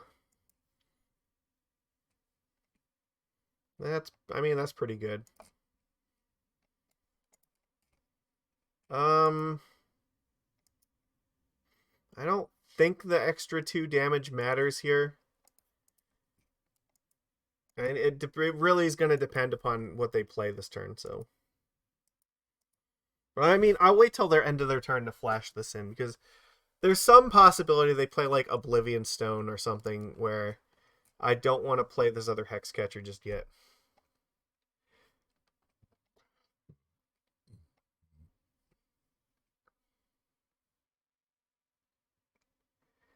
All is dust. I think we're fine with because we can counter that. Another Karn we're fine with. Maybe Ugin depends on what land they have. Like if they play like another forest, then that's okay. They found Karn liberated, so this is not going to go well for them. So right now this is 4, so we have 9 in play here. Oh, well, they're not playing Karn, so they're playing Oblivion Stone, which means they can't blow everything up right now, right? It's gonna take them 5 mana to do. So here's the mine. I guess they could have they have Karn in hand and they have a land here. So I mean, I guess this is gonna like sure. This is not. You need another mana for this. This is not gonna work this turn.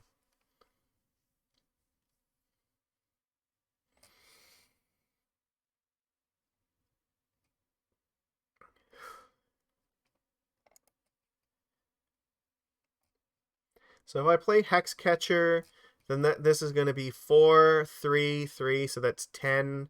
Like, I think this puts them close enough to dead where I probably should just be doing it.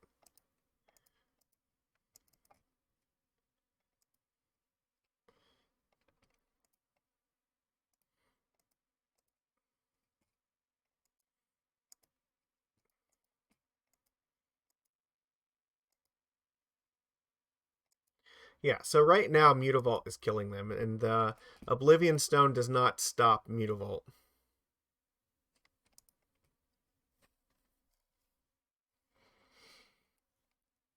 I don't think they have enough mana to both play like Karn and like crack this thing, so I'm pretty sure that we're in the clear here. Unless they have like Ulamog.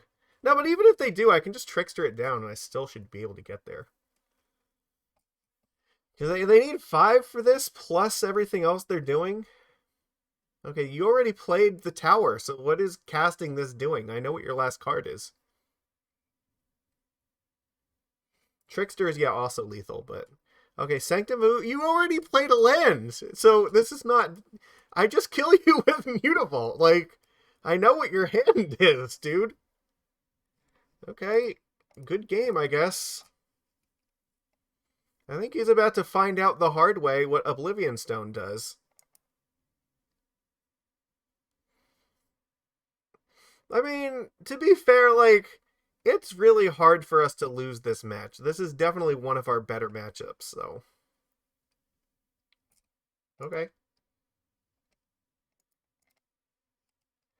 We win the match. They realized that it didn't work out for them, so, alright, cool. Yeah, like, Tron is one of our best matchups. It's up there with, like, Mill and Living End, so we're going to just usually just body that deck. We have pressure plus disruption for that deck. Permanent disruption, spell disruption, and pressure is usually a great way to win a game. So, all right, let's go. What do we got? This hand is great. We're gonna keep it. Karuga the Mat Grow Sage. Okay, so, I mean, this means we're probably gonna see a bunch of elementals. If I had to take a guess.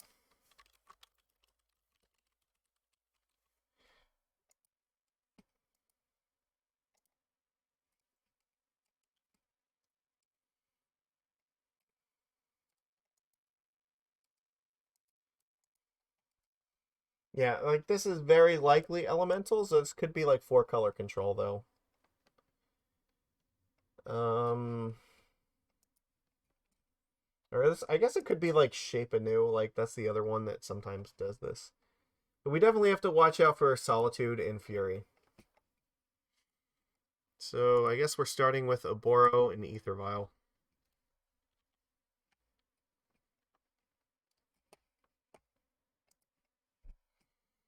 Okay. It's not the most exciting start in the world, but we do what we got to do. I'm probably just playing this other Vial here, so.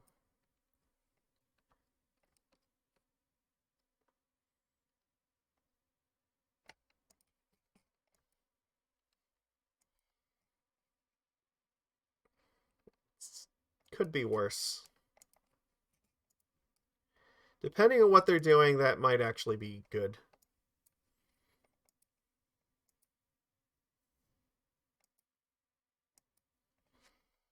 I suspect this match is going to be probably hard. They're definitely playing like Omnath nonsense. We're not a huge fan of Omnath nonsense.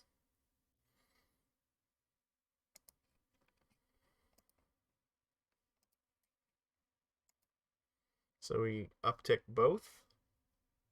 What are we doing with this? Ice,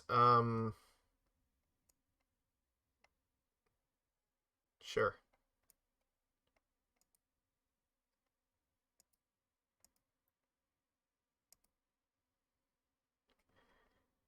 Fuck, that is not what I wanted to see, but we have to play it, so. Aether Vial. Well, why is it that, like, if we have one Vial here and when we find the second, then if we ever see, like, the second one, the third one is not far behind? This is a card we want to see usually one copy of every game, but we do not want to see 3 copies of. They're probably going to play Teferi, and I'm probably going to have to force it. No, you have to tap this for white. That's the problem. Yeah, I know.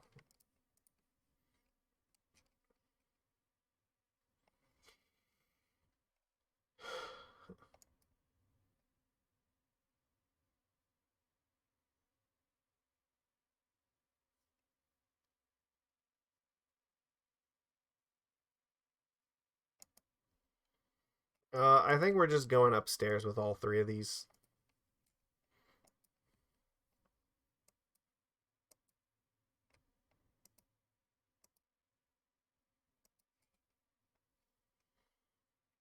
Sure.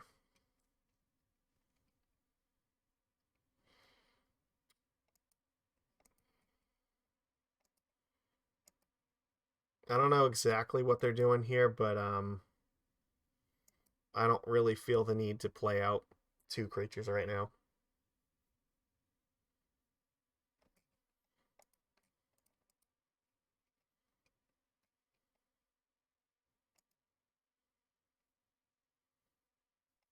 Okay. They're going to bounce the... That's a weird one to bounce here because I can easily replay that. Okay. Well, this says to me that maybe they have Solitude in hand and they're going to try to protect Teferi with it.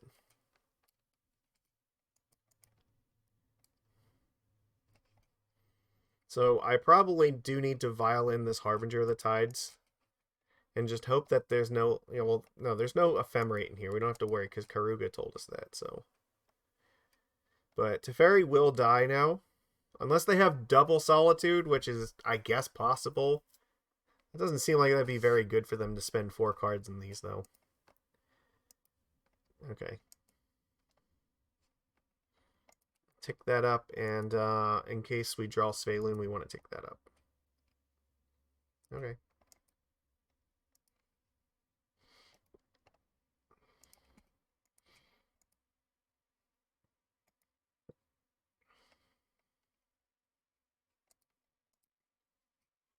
Replay the Vial that they know about. So it's not a terribly exciting game so far, but we need some more beef, and we're not finding it. Alright, now they're at Hardcast Solitude time, so things are going to get really tough really quickly. And I assume that Fury is also something we need to be concerned about. What are we doing with this? Fable? I mean, yeah, Fable's a thing. That's something we definitely want to save Dismember for if we can.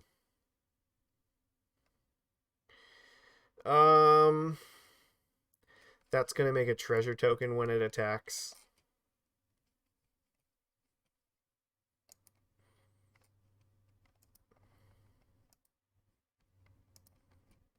So yes to the first one, and then we want to go no.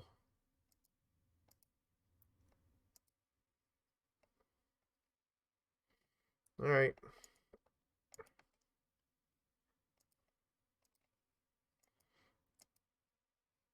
They might block this. They might not. Okay. I mean, I guess that's kind of fine. I can Violin Harbinger to bounce this thing at least, so.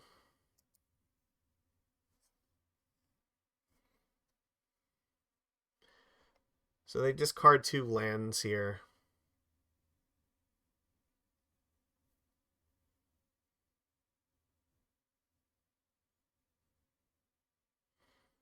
This means this is Omnath.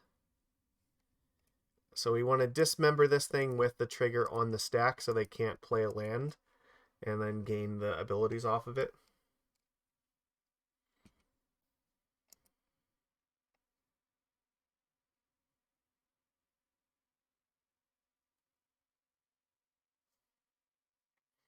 Yeah, because they had the fetch land to play with it, so. They will get their treasure token. So let's put our Harbinger in and at least bounce this guy.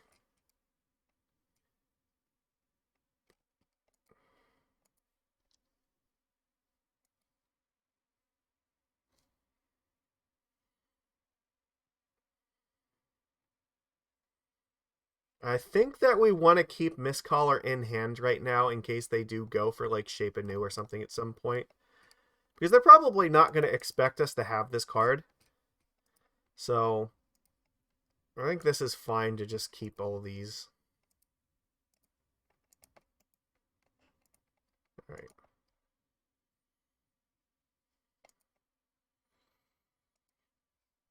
This is a good safety card to have, I guess, if they're doing some of that, so.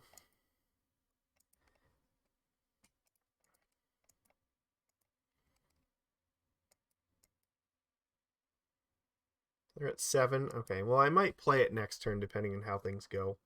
Solitude is definitely something we do have to be worried about, though.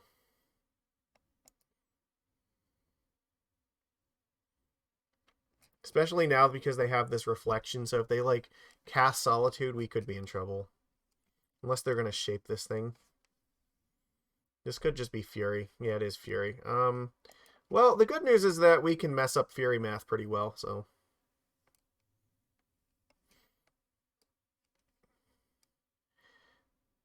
That's interesting. They're only going to kill one of these. So I guess we just let them kill the one.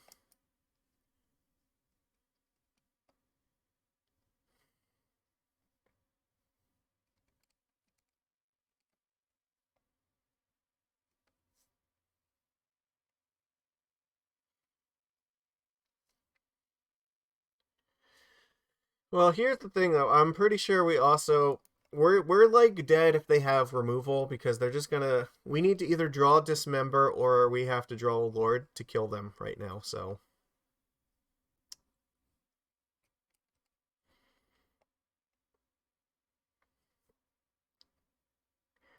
they're gonna go after my Lord, probably. So I don't think that it hugely matters. Just trying to think.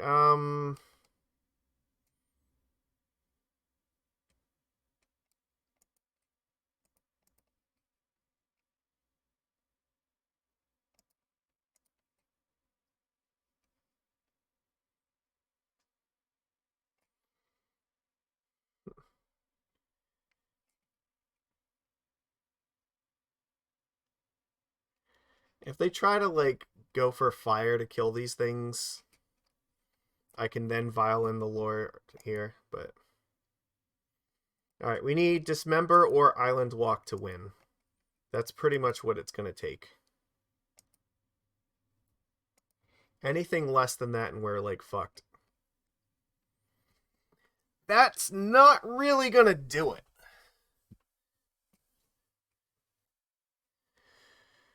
Uh that would be that's it wouldn't quite kill them. Like they could just block here and then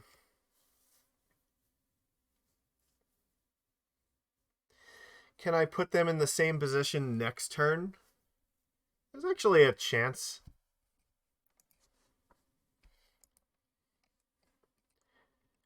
They can't kill all of these things right now. I guess I can try to like wait one more turn here.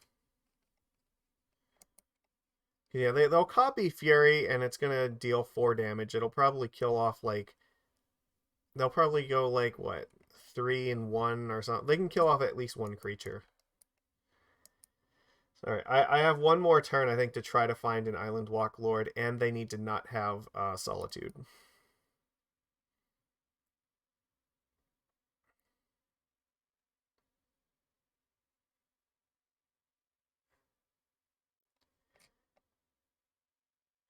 So I attack with everything. Yeah, they just block here. That doesn't actually kill them. That only does 5 damage, so it wouldn't really help me. So let me just hold this back.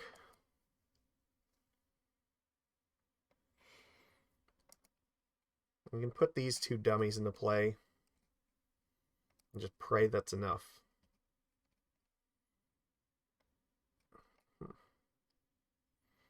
Well, that sucks.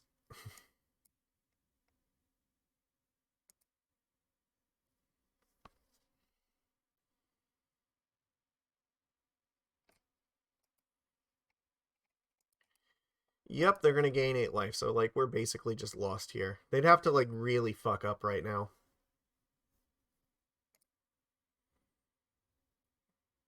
They have to, right now they have to put like 2 damage and 2 damage.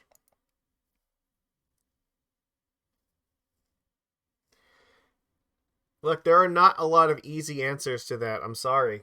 Hammer is Hammer Time has been like one of the 3 best decks in the format since Urza Saga was printed. It's not going to be solved by any deck in the format because it is proven that it is like one of the single best decks in Modern for like over a year. The best you can do is to just play some interactive cards and just hope that's enough. Which is why I have like a Hurkyls and some explosives, a bunch of Dismembers, Harbingers. Like, we do as much as we can with what we have, but like, it's not like there's only so much you can do. That deck is really good, and okay, so I guess they're trying to give us a chance here. Does this mean they have like another Fury? Because I need them. I need them not to have anything. Because if they do, like, I'm fucked. I have no other way to like win this. Yeah, this will do it. Sure, you got it. I had like one turn to try to do something and I just couldn't. So this matchup is very hard. We do not have a lot of good stuff for this. They have, yeah. Let's. I think we actually do need the Dismembers. The Mistcallers are really bad. Subtlety is like okay. No, actually, no. Subtlety's like, yeah, it's fine. I think Force is fine. It's, yeah, they have like Teferi, right? Harbinger, I guess maybe I can cut like one of these and just run it like this. Well, I do think I need to keep the Dismembers just because of the Dismember. I think matters. I don't really want to be bouncing their stuff, but I do have to be able to like Dismember Omnath aggressively. I mean, look, like I don't think Hammers is unwinnable for us. It's just you need them to not have a really good hand, or even like a good hand. So no, Spellskite is not gonna work. Okay, it's I think what the Sigarda's Aid is like target creature you control.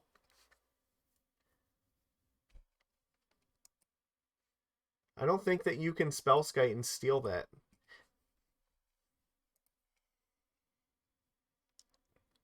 You it's not equipping something does not work the same way as an aura does. Sure, I guess I have to keep this.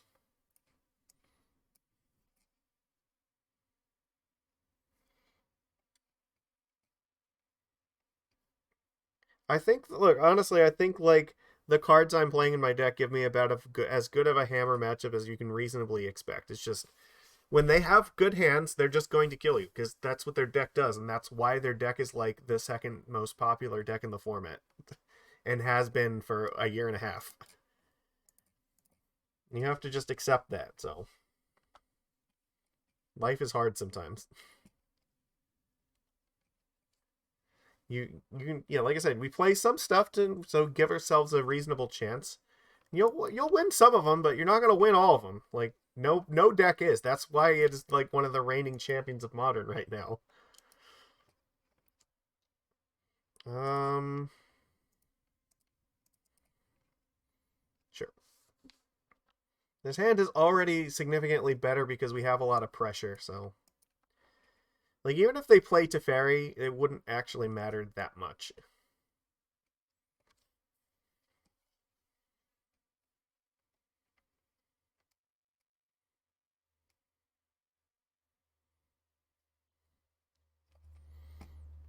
Okay, well, they're not doing anything with this forest, so.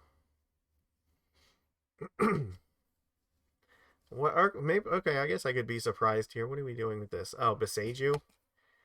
That I am not concerned about at all. I am very happy to get a land in exchange for that, I think.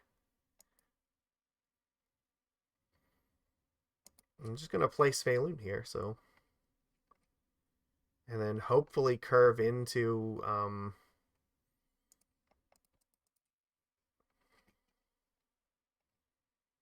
playing both of these lords. If they play Teferi, I might just subtlety the damn thing.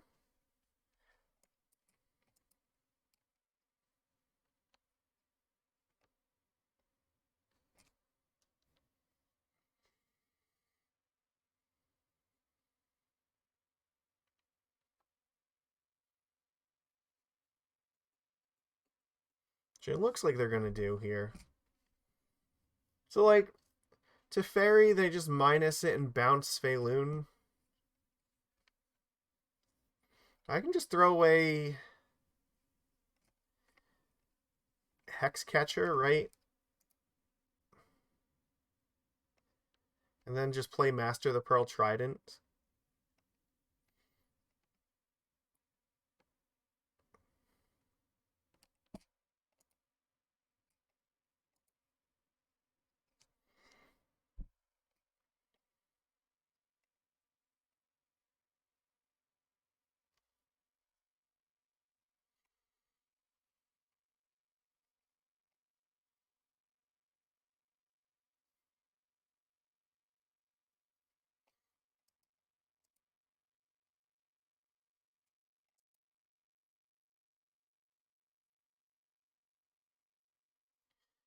And I'll still have Dismember up for if they like follow it up with Omnath. They did put it on top, so they are going to attempt it again. Okay. That's not bad.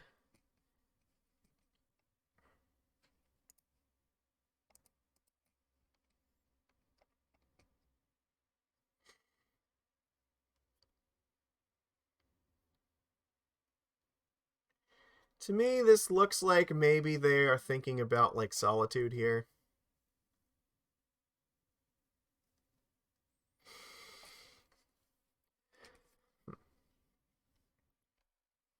They're probably just going to get rid of Svyelun, which there's nothing I can do about that. Svyelun, that was always going to go away. Sure. Which means I'm definitely going to play this Tide Shaper now.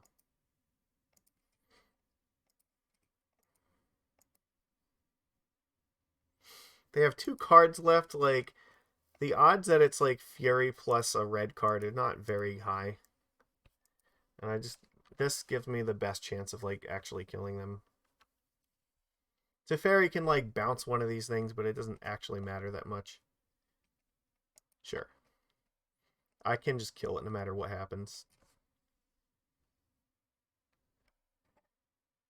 Sure.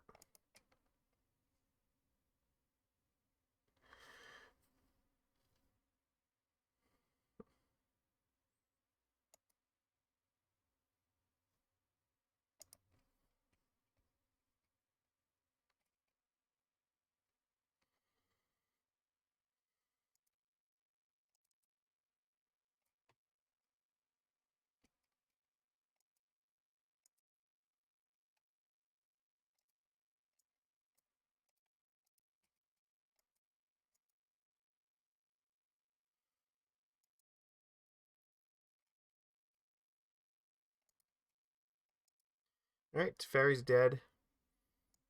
They have 2 cards left. Let's see what they are. We have Dismember up in case they go for Omnath, so they do have the mana for Omnath, so my guess is that they're going to play Omnath here. It could be Fable, I guess. No, they were just going to play... Alright. I mean, I guess that's okay.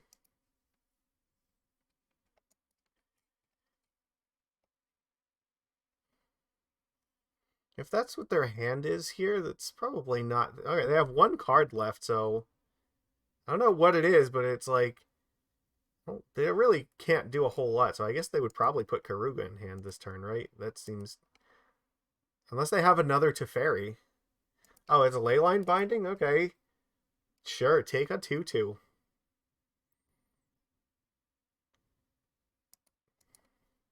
We feels like we're not in a bad spot here. If we can draw like another creature, we'll be in really good shape. I mean, that's good because we can nail this Proving Grounds with it, so make it so they can't cast Omnath if they draw it. Or like there's a lot of cards they won't be able to cast without the red mana, so that was actually a pretty good draw here, so they have 0 cards in hand, so they can just put like I guess they can put Karuga in hand and just hope that that's enough. But the race will be on, so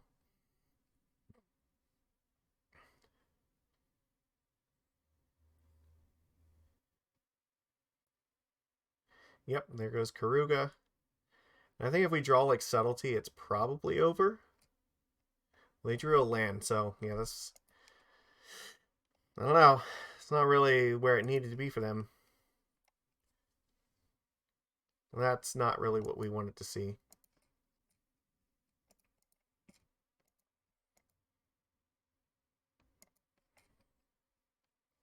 All right. Well, again, they need if they can like miss here, then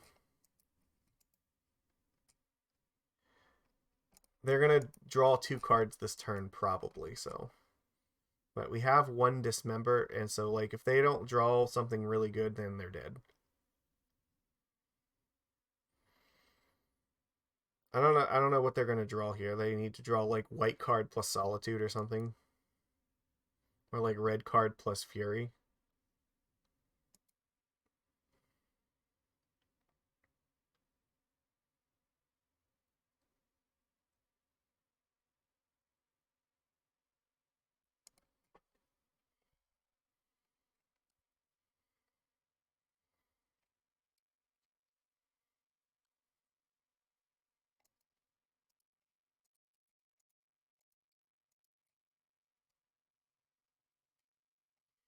Okay, what do you got?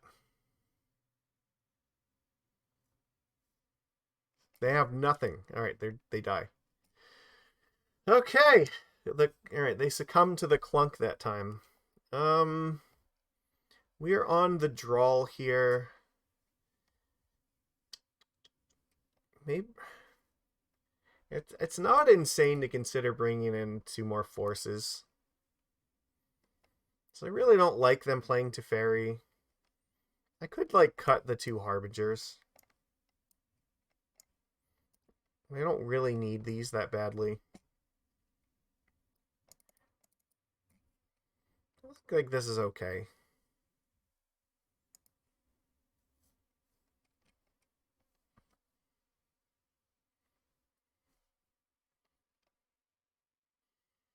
We didn't really have a whole lot of pressure, but they had like very little going on, so just like a couple of creatures plus like a tempo spell or 2 is like all it really takes.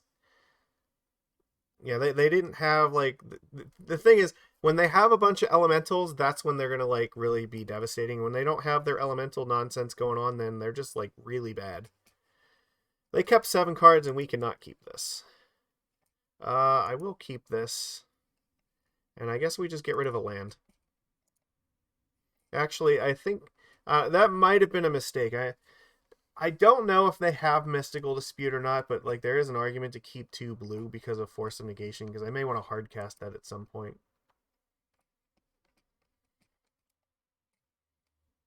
Well, it's not really what I wanted to see here, but if they have Mystical Dispute, then keeping Cavern is probably better, but it's hard to say.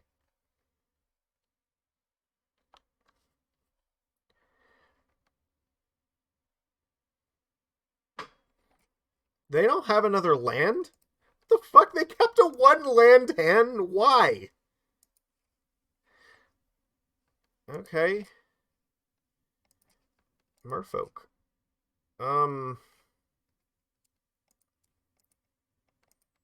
Sure.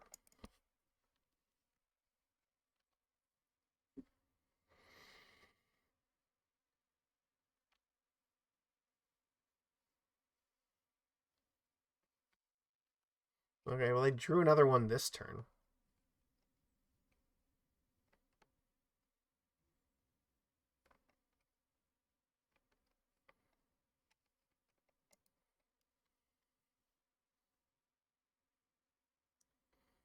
Okay. They're just going to kill Lord. Um, I don't really care that badly about it. I'm much more interested in finding a third land for Svyelun here.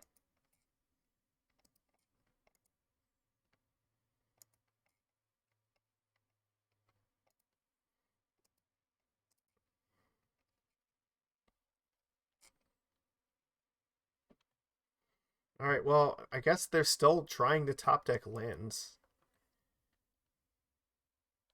Does this mean they have, like, Solitude or something? Like, why would they be inclined to keep a hand like this? Maybe they just clicked through a turn. That's possible. Maybe they have a bunch of lands and they just clicked through. Well, there's no Teferi here, so... Okay. Alright, well...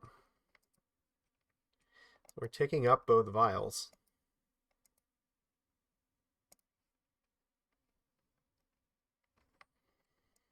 I don't actually know that I want to play this Lord here because there's a very good chance I want to pitch it. I don't think playing the Lord right now is actually that good. I can wait a turn on it if I need to. I really want to put this Svyelun in play and get this ticked up to 4. Okay.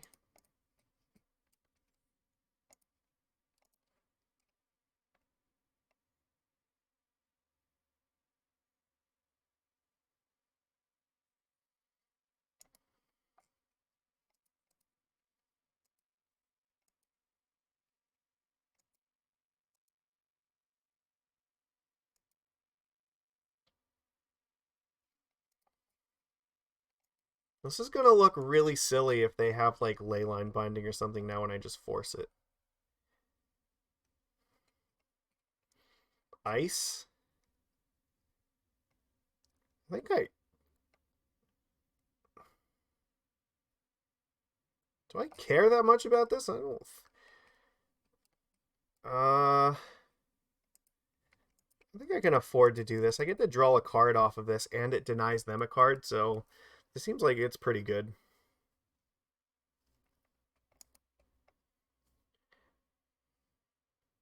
Unless they're gonna ice again, like, sure, I guess.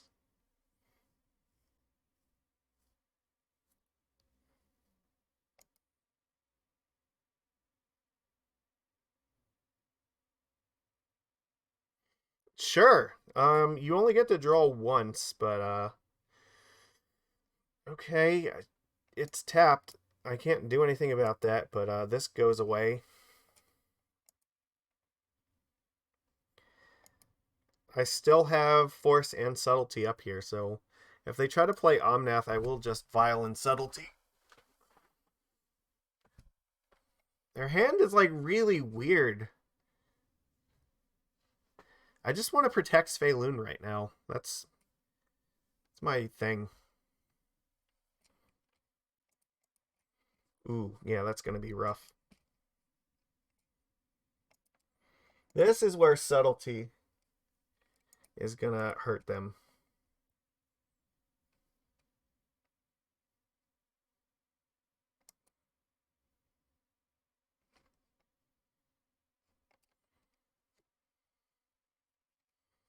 They're tapped out now, so I don't know exactly what they're going to accomplish here. No, they're evoking Solitude to try to get rid of Svyelun. All right.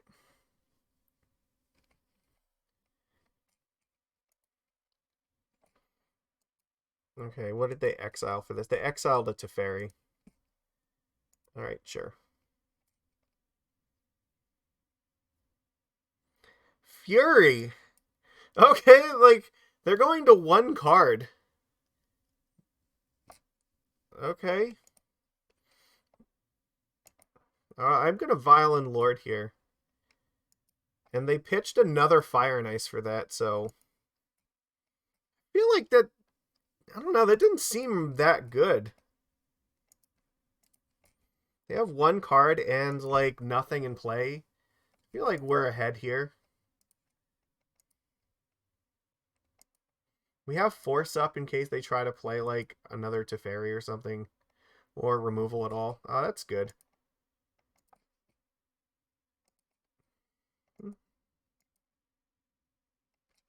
They put Omnath on top. Or they did put it on top of their library. Okay, so we can Trickster it down. So I guess they could just be holding on to a land drop for Omnath.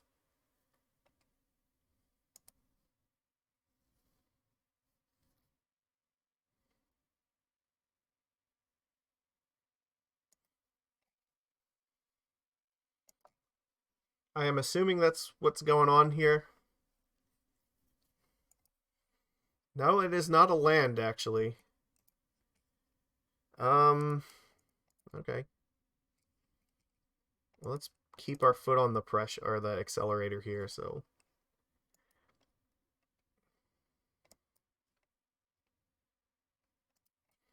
Okay, well, what are they...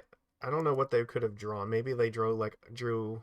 No, they drew Omnath, but then what did they draw off of it? It wasn't a land, so... Maybe it's like an elemental or something they can't cast. Or like, I don't know, more removal or something. Land here wasn't exactly great. Yeah, you're right. Technically, if I was gonna do that, I should have like put Trickster in off of the or before the trigger because they could have gained life. You're correct. That was technically a mistake. Well, they don't have a land, so I don't know what they're holding on to. It could just be like another Teferi. Oh fuck, they found a fetch land. That's brutal. They're gonna gain so much fucking life with that now. And now if they find like elementals, they can start hard casting them. This is where we're in trouble. Fuck.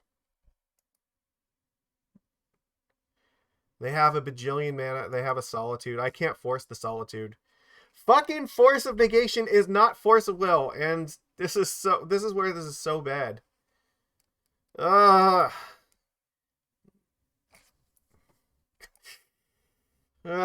we need like Svyelun really quickly. That is interesting. They don't attack. That seems insane not to attack. How is it that you don't? Okay.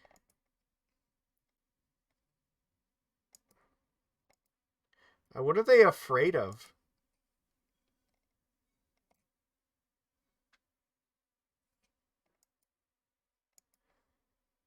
Okay, well, I'm not attacking here, so...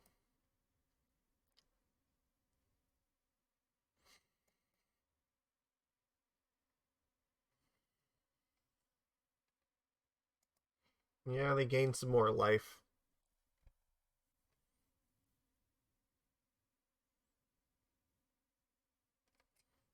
We put Karuga in hand.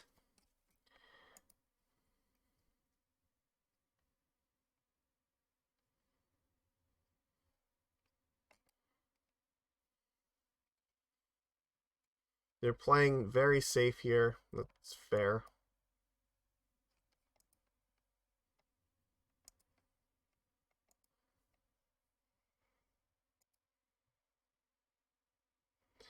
I mean, Force is dead in our hand right now, but like it isn't necessary. Like they do play a lot of removal. It's just that it wasn't terribly relevant like on this particular board state. So it's dead now. Like there's plenty of non-creatures. Look, there's 5 non-creature spells we've seen so far this game. Like it's not like it doesn't have targets, we just didn't get to use them. There's also like leyline bindings and stuff that like once we get down to them having 1 or 2 cards, like it matters a lot. Look, this is not dead in our hands because we're gonna counter this right now. Look at this. Not useless. They have exactly 1 card in their hand and we know what it is. We know that it's Karuga.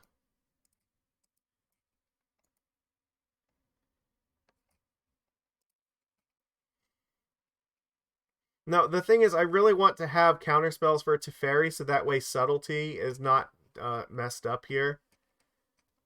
Okay, so they're going for Risen Reef instead of going for Karuga. That's interesting. I think this is where we're supposed to just Trickster this Omnath.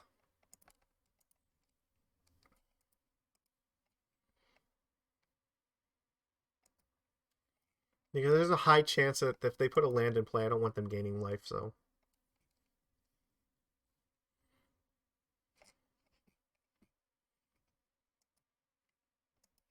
And it's Fable? Okay. It's not good, but. We need Island Walk Lord, like, exactly this turn. No, they do play lots of, like, there's a, Fire and Ice, and, like, they have, yeah, Teferi, Leyline Binding. There's enough stuff to justify, but Teferi's really the big one because I want to be able to play stuff at instant speed against their deck, especially Subtlety. I want to be able to Subtlety like Omnath and these elementals. But we need to, like, actually draw a Lord right now. That's not really the one that we need to draw, but I guess this is still fine. We have to attack here. Because I can't have them fucking using Fable of the Mirror Breaker to copy the Solitude.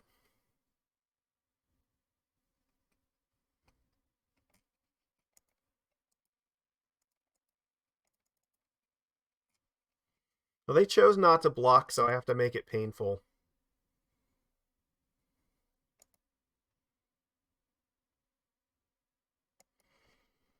So I know they have Karuga in hand. If they play Karuga, they probably won't be able to... yeah, I think we might be okay. Depends. They're going to have to tap all of their mana here for this, so... I need them to miss, and again, we're in a situation where we have to draw an Island Walk Lord and have these get through. That's where we're at, so... God. They're going to be at 10, and we will be able to deal exactly 10 with Island Walk, so... If they have nothing, like, and we draw Island Walk, we win. But the game is very rapidly slipping away from us, so... I need them to just have, like, lands in hand.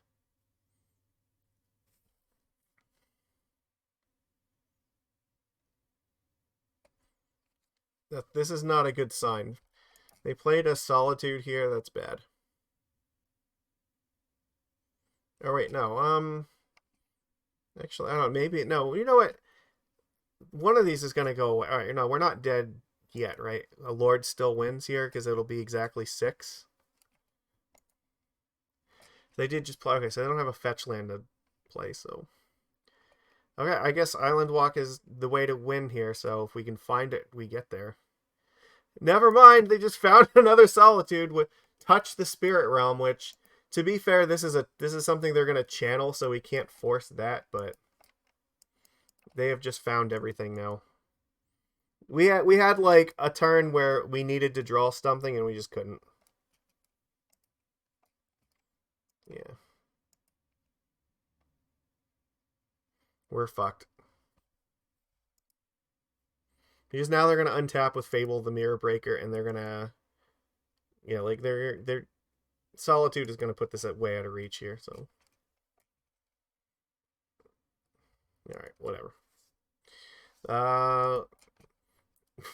Elementals is really bad for us, and this is this is really close between the 4-color control version and like elemental. Like there's not a whole lot of difference. They're playing Risen Reef, so like yeah, we die. That match is really bad for us. Like difficult to win no matter what we do. Subtlety helps.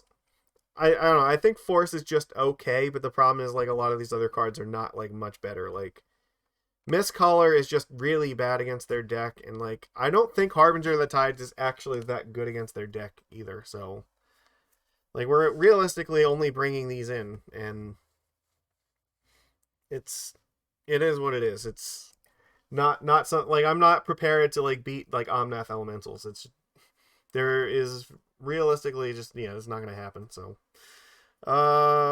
but we tried. We made it a game at least, and it's what we can do.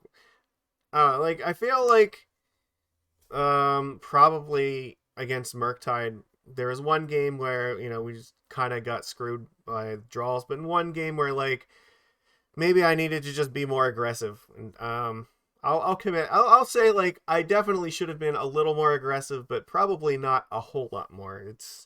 It still comes down to like sometimes that they're the way that their hands are just gonna draw out are gonna line up really well, and it's just I don't know.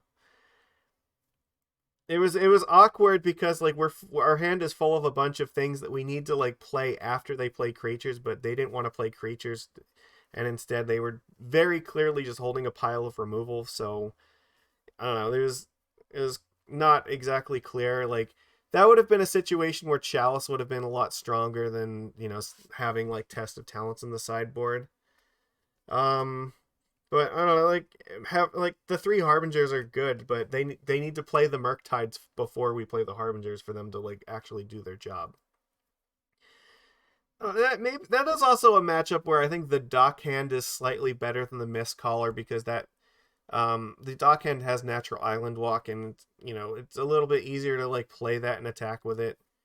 Whereas like Mistcaller is not very good against that deck at all. So yeah, I'm not terribly pleased with the way that match went, but like Hammer Time is just gonna be really close every time, no matter what happens. It's just gonna be. Do they have like the good enough hand, or like do we just sneak by with enough interaction to slow them down? And yeah, elementals I'm just not anticipating like defeating most of the time. So that's where that ends up being. I don't know. I don't really have much else to say. Like I the maybe the Grafdigger's Cage is something that like if we're not like if we want to just completely ignore like Yawgmoth, then we can just ditch this and maybe jam like Chalices in the side instead of this. That's possible. Because Chalice is also like it's going to be better against Murktide for sure, which is really common. So like it's not bad to have more cards that like tilt a matchup in your favor, but it's we shouldn't necessarily need them. So I'm not sure about that slot. It's just right. I chose the Grafdigger's Cage because I was like, Yawgmoth is the match we need more help against, but maybe if there's not a whole lot of people playing it, then we should just like play the Chalices instead of that. So that's something to consider. Because there's not a whole lot of other matches to like really play the Cage against. So, and I guess that maybe especially if we have like the Mistcallers in the main deck, then maybe we're less reliant in having sideboard cards for that. So that's something I might change for next time. The recall is like I don't know if this is necessarily like better as splitting like hate against stuff like the artifacts. If this should just be another explosives, or if this should just be cut and then we just play like 3 Chalice or something like that. That's not entirely clear to me. So I don't know. That I might have to think about a little bit.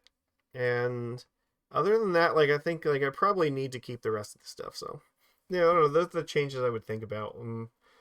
Could put the other things like we could potentially like cut one of these Mistcallers and just play a fourth Harbinger because I do like Harbinger a lot. I think that card is really good in a lot of the matches. So it depends like whether Mistcaller stays here or not.